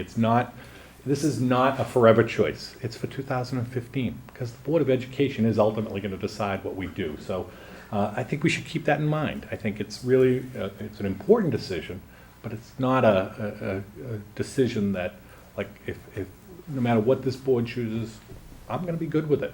You know, do I have an opinion? Yes, I'll share it if I'm asked for it. But I don't think it's, if you don't choose this, I'm going to be, or kids will be, or teachers will be hurt in some way. So please, remember that in your decision making, and our community should remember that. This is not an end of the world kind of thing. It's for grades 3 through 8 and 9 and 11. Again, the questions will come at the end, what the questions you need to answer. So our high school students in grade 10 will continue to take MCAS for the next couple of years. In fact, if Park is chosen, our current 7th graders will be the first grade level not to have MCAS as their competency determination. So our class of 2018 will take MCAS. So Park, although high stakes for the district, students outside of grade 10 are not judged by it, in terms of attaining a high school diploma. And lastly, again, you see it in other communities, very divisive issue. This is not a question of Common Core. Common Core has already been adopted within our Massachusetts curriculum frameworks back in 2011 within our math and language arts frameworks. So this is not a debate about whether Common Core is a good thing or not. Mm-hmm. This is about the testing instrument that we will ultimately use to assess students. So Common Core is here. It's been adopted. It's part of our frameworks. Massachusetts has some variations to the Common Core, every state was allowed a percentage, if they chose to adjust. But this is not a Common Core debate. It's a question about which assessment tool we're going to use. So I think with those as a background, it's really important to remember through your decision-making process. Information on the field test update. I will post this presentation on the website, so if folks want to go on and see that, they can. And I also I wanted to point out, I provided the school committee with an additional information packet prior to the meeting, and again, I'll post that as well, but it had information on there, and much of the information our principals shared about students' experiences with Park are really seen in those survey responses within your packet on that our high school students, not only in Ashland, but across the state, maybe didn't enjoy Park as much as some of our younger students, and I think Mr. Adams was right on the money. You know, there's a habit that's formed, there's a comfort level that's formed by taking MCAS for 6 or 7 years, and then as a third or fourth grader, you've got MCAS a couple of times. You know, you're not really married to it yet and comfortable with it yet anyway, and if they introduce something new, well, it's new. All of it's new. So, but, you know, there's some lots of data on experiences, you know, from the vendors,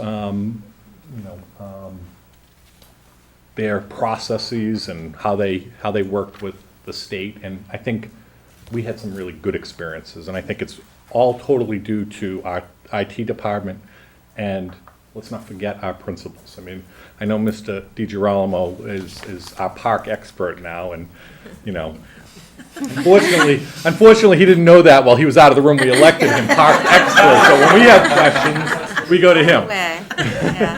So, don't worry about it. Anyway, just as, again, for your information, this is what we field tested, the number of classes. And what's in a class? Well, whatever's in a class. It could be 23, could be 22, could be 19, depending. So we get to the what to choose, and the only thing I came up with was a balance scale as a visual, like, you know, we're making this choice, but I don't want it to be like this balance of justice, like good or bad, evil, or, you know, it's Park versus MCAS, which test we're going to use. And as Mrs. Costi stated, and in our sort of pre-school committee sort of thinking, the idea was, what's good about MCAS, what's not so good? What's good about Park, what's not so good? So I tried to come up with using some job alike, other curriculum directors, to think about what's working. And part of what we see in MCAS is that comfort. And we saw it in the data. The older students know it. Our teachers know it. They know, you know, Mr. Irvin talked earlier about sort of trying to figure it out, but we know, we see, we're evaluating. Park's all new, like this, you know, video into that, the whole idea of synthesis and about, it's new, and it's new is uncomfortable. I think we can all agree with that. New is difficult, change is difficult. Consistency of data. We have, you know, many years of data now from MCAS, and we often use the words apples to apples data. MCAS will provide that. The paper and pencil delivery. Although we had some great experiences with technology, some didn't. Do we have enough technology for how many kids at a time to test? That'll create some challenges. MCAS's paper and pencil still will continue to be for at least the short term, but they're going to move to an online version at some point. And I think the other piece is, what's next? We're transitioning away from something that has worked. I think people would agree. MCAS has had a positive impact in a lot of ways. There are some negative things to it, but it has some positive impact. But we're going to something that's not known and not tested out over time. The negatives, it's old. You know, we all have the things we love that get old and they wear out. And I got to tell you, I think MCAS is approaching that. We heard tonight about testing the new standards, those applying and analyzing pieces, and Park really does do that, and MCAS struggles with that given its the way it was designed. Time, you heard that from the principals. As a principal in the past, the amount of time in terms of setup,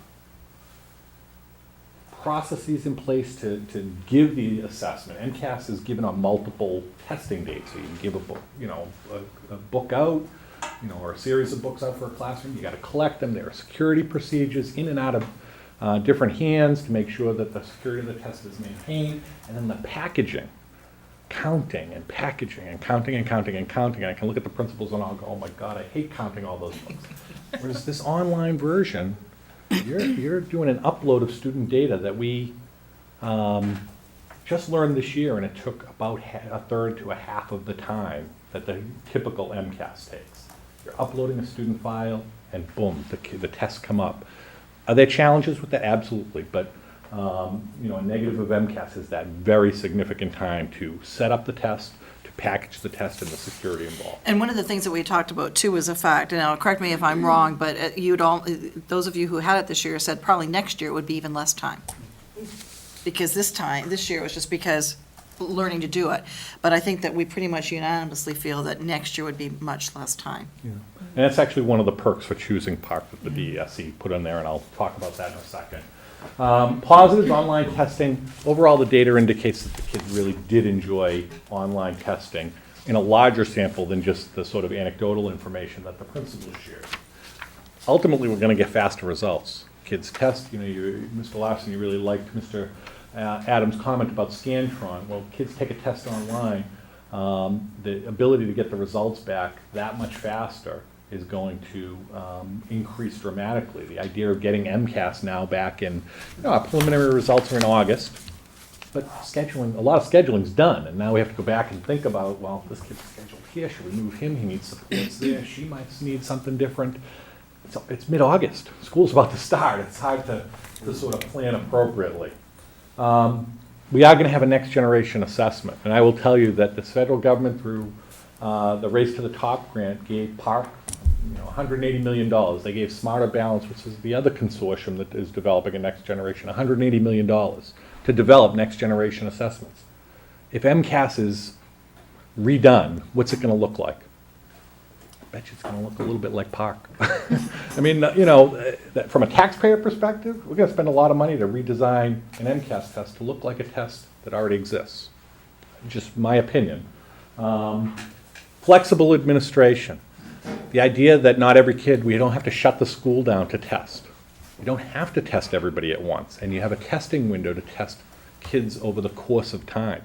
I'm telling you that shutting the school down, ask the principals how hard that is, shutting areas down. Being able to test 2 and 3 classes, there are some challenges with it, but there's also a lot of flexibility in that. One of the perks I just mentioned, for next year, if we choose PARC, the DESE will do all the upload. They'll upload the student data for us. They'll take care of student accommodations. Obviously, we'll have to check it, but we won't have to do the actual upload, which was a little frustrating because it was our first time through. But our IT department, I think, did help principals out with that. So that was good. Hold harmless. What is that? If we choose PARC, no matter what our results are next year, we won't have the consequences of changing levels. A school or a district isn't going to go down. They won't, the DESE has a reporting system. They level each school, and there's 5 levels. Level 1 school is in, good shape, no trouble. Level 2, they maybe have some subgroups, and those are where our schools are.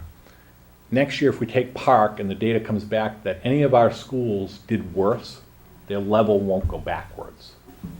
If they do better, they can increase. They can stay the same or increase. You can't get worse. So it's like almost like a get out of jail free card. If you have a bad year, it's not going to affect your district or school accountability piece. It does test the new standards, kind of the opposite of what we talked about earlier. And there's a larger sample. I think I've talked about this before. Right now, MCAS is us against Massachusetts. How do we do against Hopkinton? How do we do against the state? How do we do against this? And that's really good data. But it would be really, really fun for me to say, not only how did we do against those, but how do we do against other states that are involved with PARC? Other like communities from other states. Because I think we in education get beat up an awful lot when those scores come out. Oh, we didn't improve enough, or we still have subgroups. I'm going to tell you, you're going to see results of a test like PARC or Smarter Balance against states that we're going to compare so favorably to. People are going to have a chance to celebrate, and celebrate is a pretty darn good thing. Feel good about what we're accomplishing because we forget. So it is going to, and we'll have a larger sample to look at success rates. Negatives is uncertainty. We just don't know. We don't know if this is going to be approved, so could we be accepting something that'll be voted out in the fall of 2015? Equipercentile linking. I put this in a negative, and I don't know if it's a negative. I mean, I've done some research on it. It is a very well-established, acceptable form of comparing two tests. And I found a research study that actually did this study because states were shifting over to new assessments. So they wanted to provide, and there were two forms of linking two different assessments. Because what they have to do, and one of the reasons they're doing this choose POC or MCAS thing, they need to line up students and percentile rank them so that they can use the data from MCAS in terms of the, where kids scored and link it directly to POC so that they could say the 50th percentile was proficient on MCAS, well, the 50th percentile on POC should be connected. So they're connecting the tests using this thing. And you see this in ACT and SAT. That's how they link those two assessments. So it's not something that's like this harebrained idea that they just made up for this. It is something they've used, statisticians use, researchers use. So I put it as a negative only because they've never done it with this assessment, MCAS to POC. It's never been done, so we're going to be looking at data for the first time, and it's going to be hard to, for people to understand that. The alt assessment. The alt assessment's going to stay in place. I put it as a negative only because it's still called MCAS alt assessment. And I think that it's really important that as this test evolves, that there's a PARC alt assessment. I think what we ask kids to do in PARC is to analyze and apply. That's the huge difference. I think MCAS alt needs to show that. And that's not what they're asked to do in MCAS, is to the degree that they are in PARC. So it could be viewed as a negative, but it's still there. And then technology issues. We didn't experience them as much as other districts, but it certainly was out there. One of the other things that the committee really wanted to know about, and this was the hard one because I sent out this, I'm working with other curriculum directors, and we got this Google Doc going, and people are adding, what is your district choosing? And I had something that I sent you with, I don't know. It's changing by the hour. We see it on our Oh, list do you? too, yes, Well- all day long. Well- At Framingham some point just. today, I think it was at 11 o'clock today, I said, no more, because there's no more room on my little boxes here, on the screen. Rich, I wasn't offended by the number of emails I sent you this weekend saying that stuff that worked out somehow. So here's a list. I think and you- because of the June 30th date, obviously, that's why we're seeing a lot of activity in the. So you have the list there, and hopefully you can Yes. read them. If not, I can send them to you. But Yeah. there were 21 park districts. Right. And you see the list there from Berlin, Boylston, Denisham, East Hampton. You can read them all, and the people Yeah, at home certainly can see them. And you can see I was starting to run out of room. It was going higher and higher.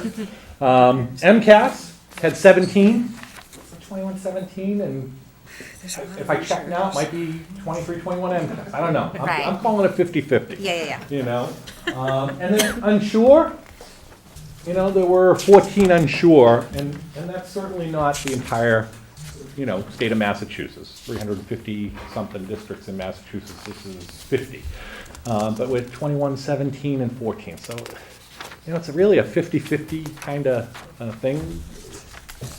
I don't see it as something that we should be too crazy about. Whatever you choose, I think, we'll make work, and I don't think we should let it be a divisive thing. So, benefits by June 30th, though, is we do get our choice guaranteed. It is binding, and what's really going to change if we choose by June 30th? We're going to get one or the other, and grade 9 and 11 are optional. So, and I'll give you more about that. June 30th to October 1st, we get our choice based on availability. It will still be binding. If we waited, we do have time to see what other districts are doing, but I think we got a pretty good sample now. And 9 and 11 are still optional. And down at the bottom, the little footer that you have there that you might not be able to read is that if it's after October 1st, we get MCAS directly. So these are your questions. And there are multiple questions. The first one is, which assessment will we choose for grade 3 through 8, MCAS or PARC? That's your first question, and it's the one that most people are sort of aware of. Then we have 2 questions for grade 9. Do you want to do Park for grade 9 math? Park for grade 9 English language arts? Yes or no? Because there's no MCAS equivalent. You either want to do grade 9 language arts and math or you don't. Same questions for grade 11. You want to do grade 11 Park math, grade 11 Park ELA, and then number 4 is the last one. If Park is chosen, do we want to do the computer-based test or the pencil-based test? And we don't have to make that till the end of October. So those are the questions that you have to answer. And then there's one question for each one. Park or MCAS is question 1, yes or no for the next 4 questions on grade 9 and grade 11. And then the last question is the computer-based one, but that's for another time. Oh, went the wrong way. So in preparation for your decision on potentially June 26th, I just want to say, if you need additional information, please let me know. I'll do the research and legwork and get it out to you. And if you want to sit down with me and talk through some of these things, if you have questions or you just want to get there, please let me know and we'll make arrangements to connect and you can come in and ask questions and we can just figure it out together. Well, you and Mr. Adams were talking briefly earlier about the English department might be like, bring it on. But were you alluding to the math department may not? But so is there, maybe next time you could tell us how the math department Yeah, in feels terms of about it, recommendations, I'd be happy to share some with you if you wanted to, or if you Our wanted to wait. curriculum director. Well, of course, we want your opinion. Okay, so in terms of 3 through 8, I believe that, and you probably heard it throughout some tones of my presentation, I think Park, I think Park is a next generation assessment that's already been developed, and whatever we develop for MCAS or some other next generation, I believe it's gonna look like Park. And giving our kids experiences with that type of assessment, with the idea that we're not gonna be held to some leveling system that's gonna punish us, it's a free opportunity to do that. So grade 3 through 8, I think Park. In talking with Mr. Adams about this and thinking about the departments, and I know he talks with his teachers constantly, I think language arts would be ready for Park. And he may want to go back and double check that they're okay with that, but I think he's confident that they would be comfortable with that. I think math is a different story, and I think it's a different story for a couple of reasons. But the biggest one is that we spent this year really redefining our course pathways.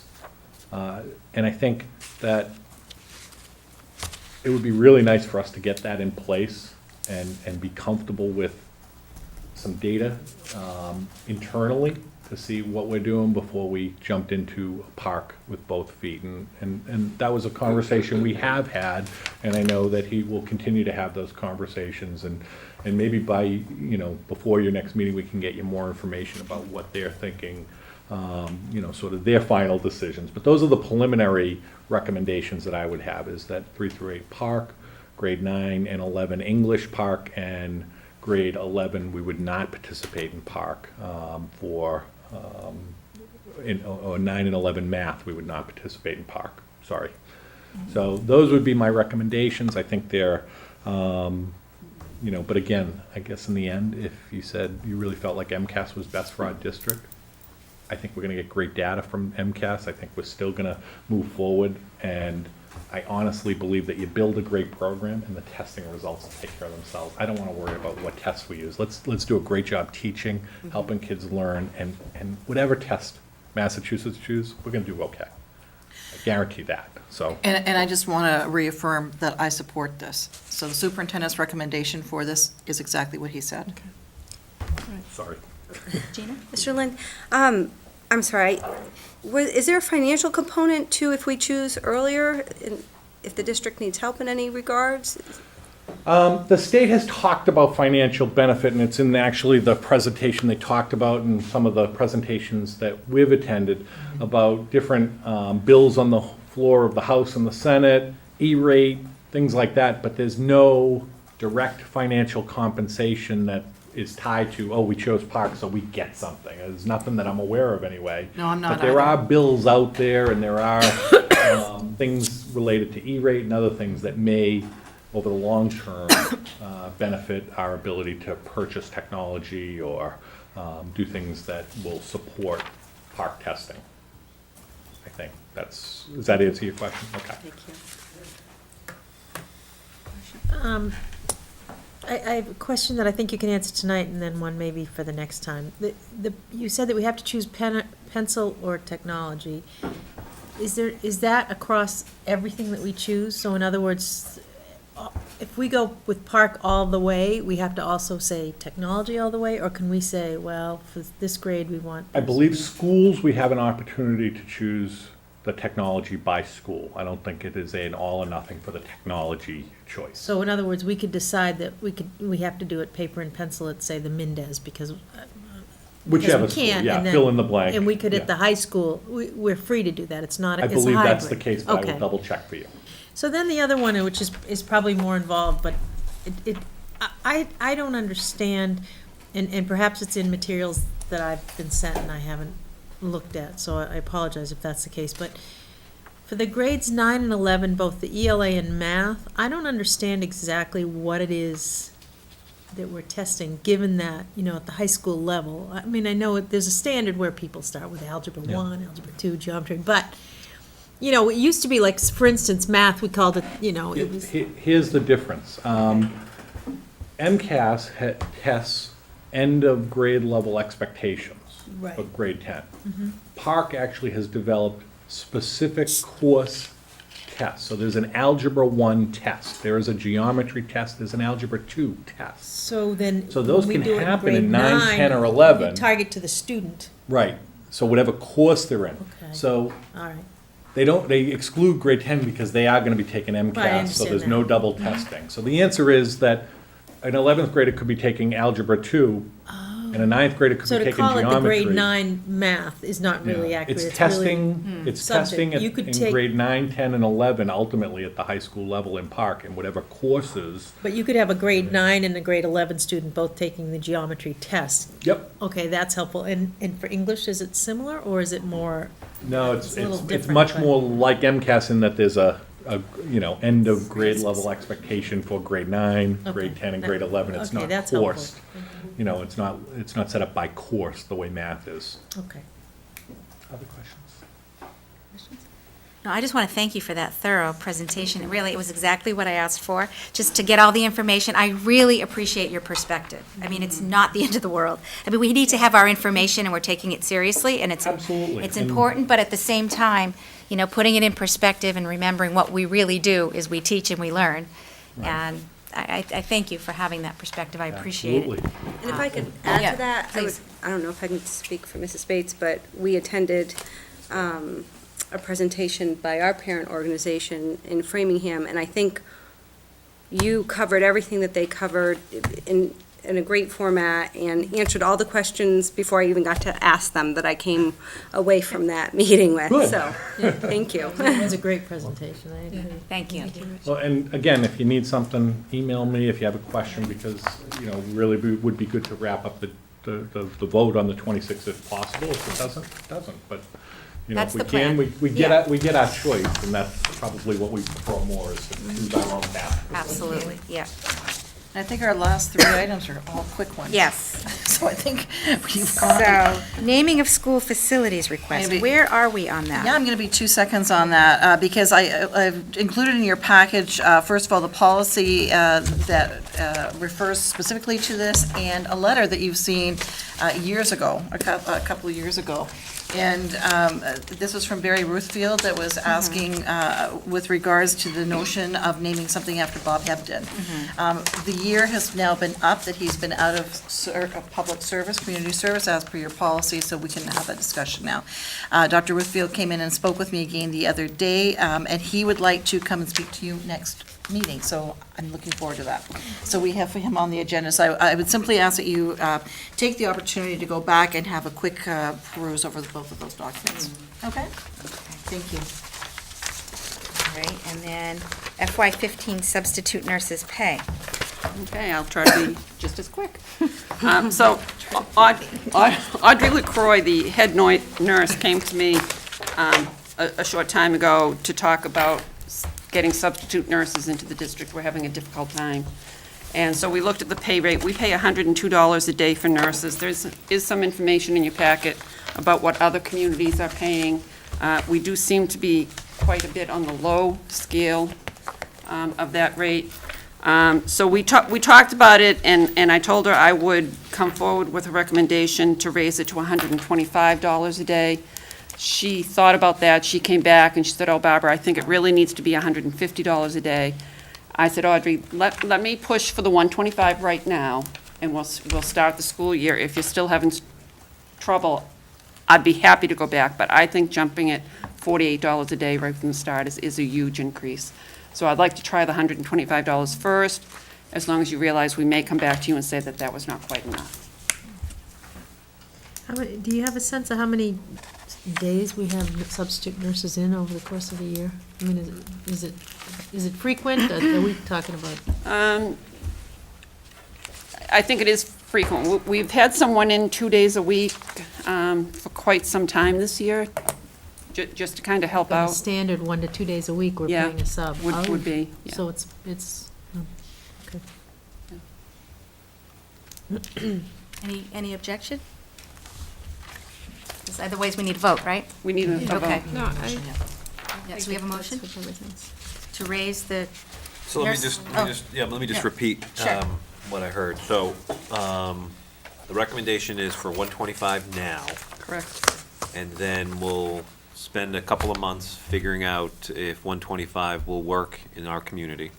If it does work, we're fine where we are. Yes. And if it doesn't work, then you'll come back to us sometime early fall, sometime, and ask for perhaps 150 if we need, or another number. Yes, if it becomes immediately obvious that we're having trouble, I'd come in soon. Sooner than that. Sooner Okay. than that. And you're comfortable that this works with our budget and everything?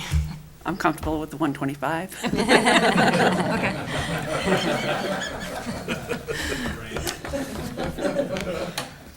Great. All right. Well, I'm comfortable with that. So moved.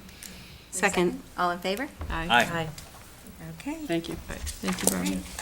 And the next item will also be quick, too. It's not really meant for discussion, it's just an FYI. And I'm going to speak because Superintendent Clenchey is going to keep some things confidential for now, but she has a very exciting opportunity for which she was sought out. And there's a couple weeks needed to finish up the final details, but really just at this point, out of respect to Superintendent Clenchey, we'll keep those details private, but out of respect to the community, we just wanted to give everybody an FYI, because it's very possible by our next meeting that we will be talking about a path for moving forward.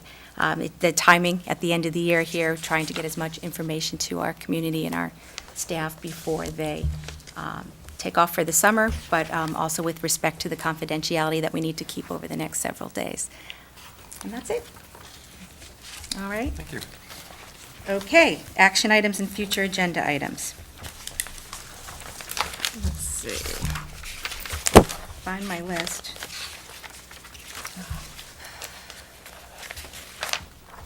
Thank you. You're welcome. Policy assignments, we keep talking about that. I did actually ask Mike Gilbert about that. They're not done yet, so he just needs to review it, and let's hope that we might have it for a summer project, but it's not ready. All right. Mr. Adams, I guess you're still working on high school start times. That's still on our list, so that's something that you will, school improvement plans, we did tonight. Can we check that off? We can check that off. I think maybe next week, we will just, if it turns out that we need to approve them, we will put that back on our agenda. The Metro West Health Survey, I think somebody asked, was it Gina, or somebody asked whether Mr. Adams and Mr. DiGirolamo would come in? I know you presented something already at school, but somebody at school committee was asking. Mark? Was it you, Mark? I think it was you, Mark, that was asking the last time. I know it's been done before, earlier this year. I don't know if you guys keep the results online, or is there somewhere to find out those statistics? It's just your presentations bring those statistics to life for me. You put them in a context that I otherwise don't have. So we don't have. We might be looking at the fall at this point, just because we have one meeting left. Yeah. So we can put that on for September. perhaps, unless there's going to be something else coming that you're going to do for the public. It's every 2 years that these are done? We'll So, be taking the test again in the fall. oh, you are? And how soon do you get the results? Presented about a year. Oh, a year later? Yeah. Okay, so you won't have any new data, at least, until a year from perhaps September. So, but I'm sure we could take a look at what's online, and maybe if you have any questions, you want to have a meeting? Yes. Okay, we'll do it that way for Yeah. now. Naming of school property, we just took care of the first piece of that. EMF's back for the fall. Sustainability Committee, Mr. Lynn, have you had any more contact with them? Not since. Not since we talked That last? should probably be in the fall then. In the fall? Maybe. Okay. Maybe we touch base with them again, see how the. Policy retreat, again, that's as long as our policies are ready to be looked at, we'll do that this summer. Superintendent's evaluation, that would be at the last meeting of the year, most likely, and that is coming up on June 26th. At some point, I understand that we might have some ideas for revisions to the fundraising policy. So are we talking about that for the next meeting, perhaps? Next meeting. Okay. MCAS results, October. Okay. Anything else that we need to add here?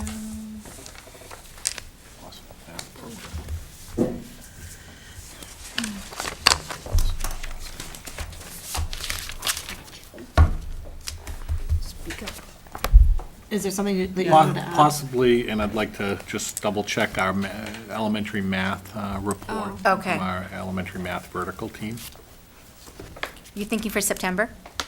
No. Or sooner? You're thinking next week? Maybe next week I would even? love to be able to tell you maybe even tomorrow or Monday, the June 26th. You'll start meeting. having some information. Awesome. Okay. Well, let's put it on, just to save the spot. And then we will next have school committee member updates, unless there's anything else that anybody wants to add. And then we just have to We will have a summer retreat. I don't know if that goes on here, but July 29th. Yeah, maybe just. All right, school committee member updates. Ms. Rennie, you first. Nothing? Mrs. Bates? Yes, Gina and I met with the AshPac group on Monday, June 2nd. And that was a good meeting. It was. They were happy that we had come. And something that might be an item on our summer workshop, I was thinking that we had talked about in that meeting was they'd like one of us school committee members to be their, kind of like their rep, I guess, and maybe go more often to their meetings, I think. But I said, maybe at our workshop, we could talk about that, because we were gonna, at that workshop, the summer workshop, we're gonna talk about different groups. Dividing up all the different. Yeah, Yeah. and kind of coming up, maybe one idea we were talking about, was the calendar of when people could drop in on different Right. groups. And Right. so maybe, so anyway, they're interested and they would like that from us. They also mentioned they'd like a chance at budget season to present some of their items or things that of concern to them. These are just things that they had brought up to us, so maybe it's more, we'll talk about it in the summer session. And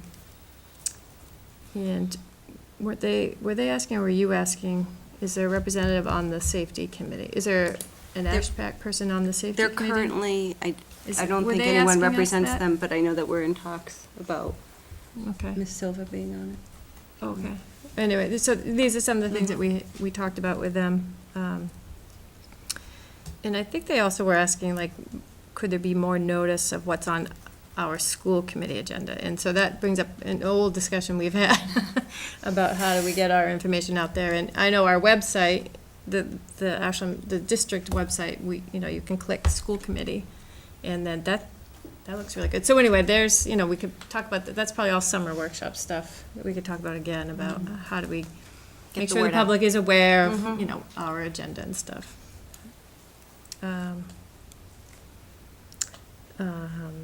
Let's see. And that's good. We talked about the free. You can go ahead. Are you sure? That's enough. Okay, no, AshPac was Yeah. great. They talked, one of the things is they're working with other towns to provide some of the workshops and presentations. that they're doing, and they're finding that that's providing, valuable resources and ability to reach a wider range of families. And then we did go to Framingham. I met with Amy Turncliffe a couple of weeks ago from the Decisions at Every Turn Coalition to continue discussing ways in which we can collaborate to keep our children on a safe path regarding youth substance abuse. I'm trying to think if it was this week I attended the high school fall sports meeting.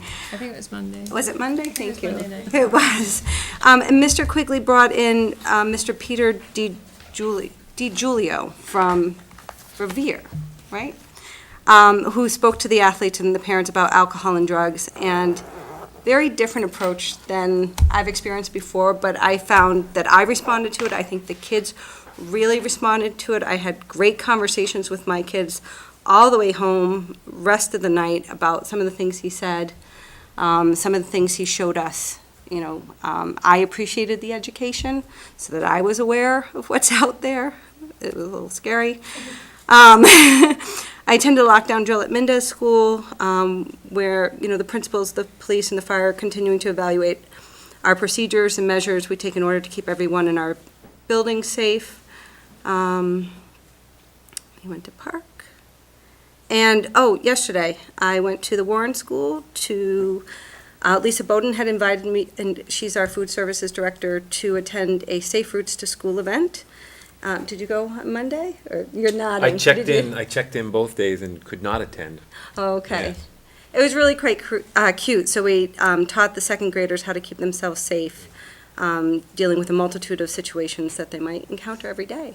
So Walking on the sidewalks? walking on sidewalks, crosswalks, and parking lots. If there aren't sidewalks, just all sorts of different things. Making sure you make eye contact with drivers. Waving. It's my big thing. I run around town waving, so stuff like that. You see me? It's a great program. I really support it, yeah. I It was wish I great. could- There was a yeah. lot of interesting things that she had to say. If we Yeah. continue doing that, we could start applying for some grants where we could get some money and help with sidewalks and other programs that would be really helpful. Yeah. So that's it for me. Mr. Larson? So, let's see, on June 21st, I will be attending the MASC Parliamentary Procedure course. Enjoy. So I yield back the balance Kathy of and I my went last time to you, Madam Chair, so we can get on to the next thing. Actually, you're not a good person. You're a military guy, so you're going to come back and you're going to be like, you broke this rule, you broke that rule. Actually, being in the military is about how to break rules without getting caught. Did I say that on camera? I think you just did. Sir, I did not mean that. Yeah. No, actually, Kathy and I got a lot out of that course when we went last year. We really did, so good Yeah, for you. it is I'm good. glad you're going. Yeah, and you get to ask great questions too, and you can ask, really specific, if you have a situation like this, can you? Yeah. They are really good to go to them. Oh. Yeah, meet school committee members from other towns. It's a good thing. Fun. All right, you're set? I'm all set. Yeah, and I don't have anything. I have nothing more tonight. I'd like to add one more thing that I should have mentioned. We do have some end-of-year projects that we're starting to work on, so I just wanted to give you a quick update. We have repaired a water pipe leak at the high school. That work has been done. We are purchasing new handicap parking signs and going to be repainting some of the lines. We have we're doing some work on the fire panels at Pitaway. They've been down, so we're getting those repaired. That's a real safety concern, so we're getting that done quickly. We are having an inspection done of all our playgrounds, so we know the status of all of our playgrounds. We're going to be repairing the solar panel at the high school. And we are repairing some of the PA system and speaker at Mendez so that outside and the neighborhood wing can hear lockdown announcements. Oh, that's So we have a lot of things going on right now. Mr. Lynn? You finished for tonight? Okay, so we need a motion to adjourn into executive session, and I need somebody to read the language, please. Okay. Did you read it already? I read it already, But I'll so read maybe it we again. don't need to do it No, again. you really don't. Yeah, You just so- need to make the motion. Okay. Yep. Just a motion. So moved. I'll second. Mrs. Tosti? Yes. Mr. Larson? Yes. Mrs. Donovan, yes. Mrs. Bates? Yes. Mrs. Rennie? Yes. Okay. Okay. Thanks. Good night, everyone. Everybody's Thank you name. for coming. Thank you to the Sticking it right. Thank you all very much for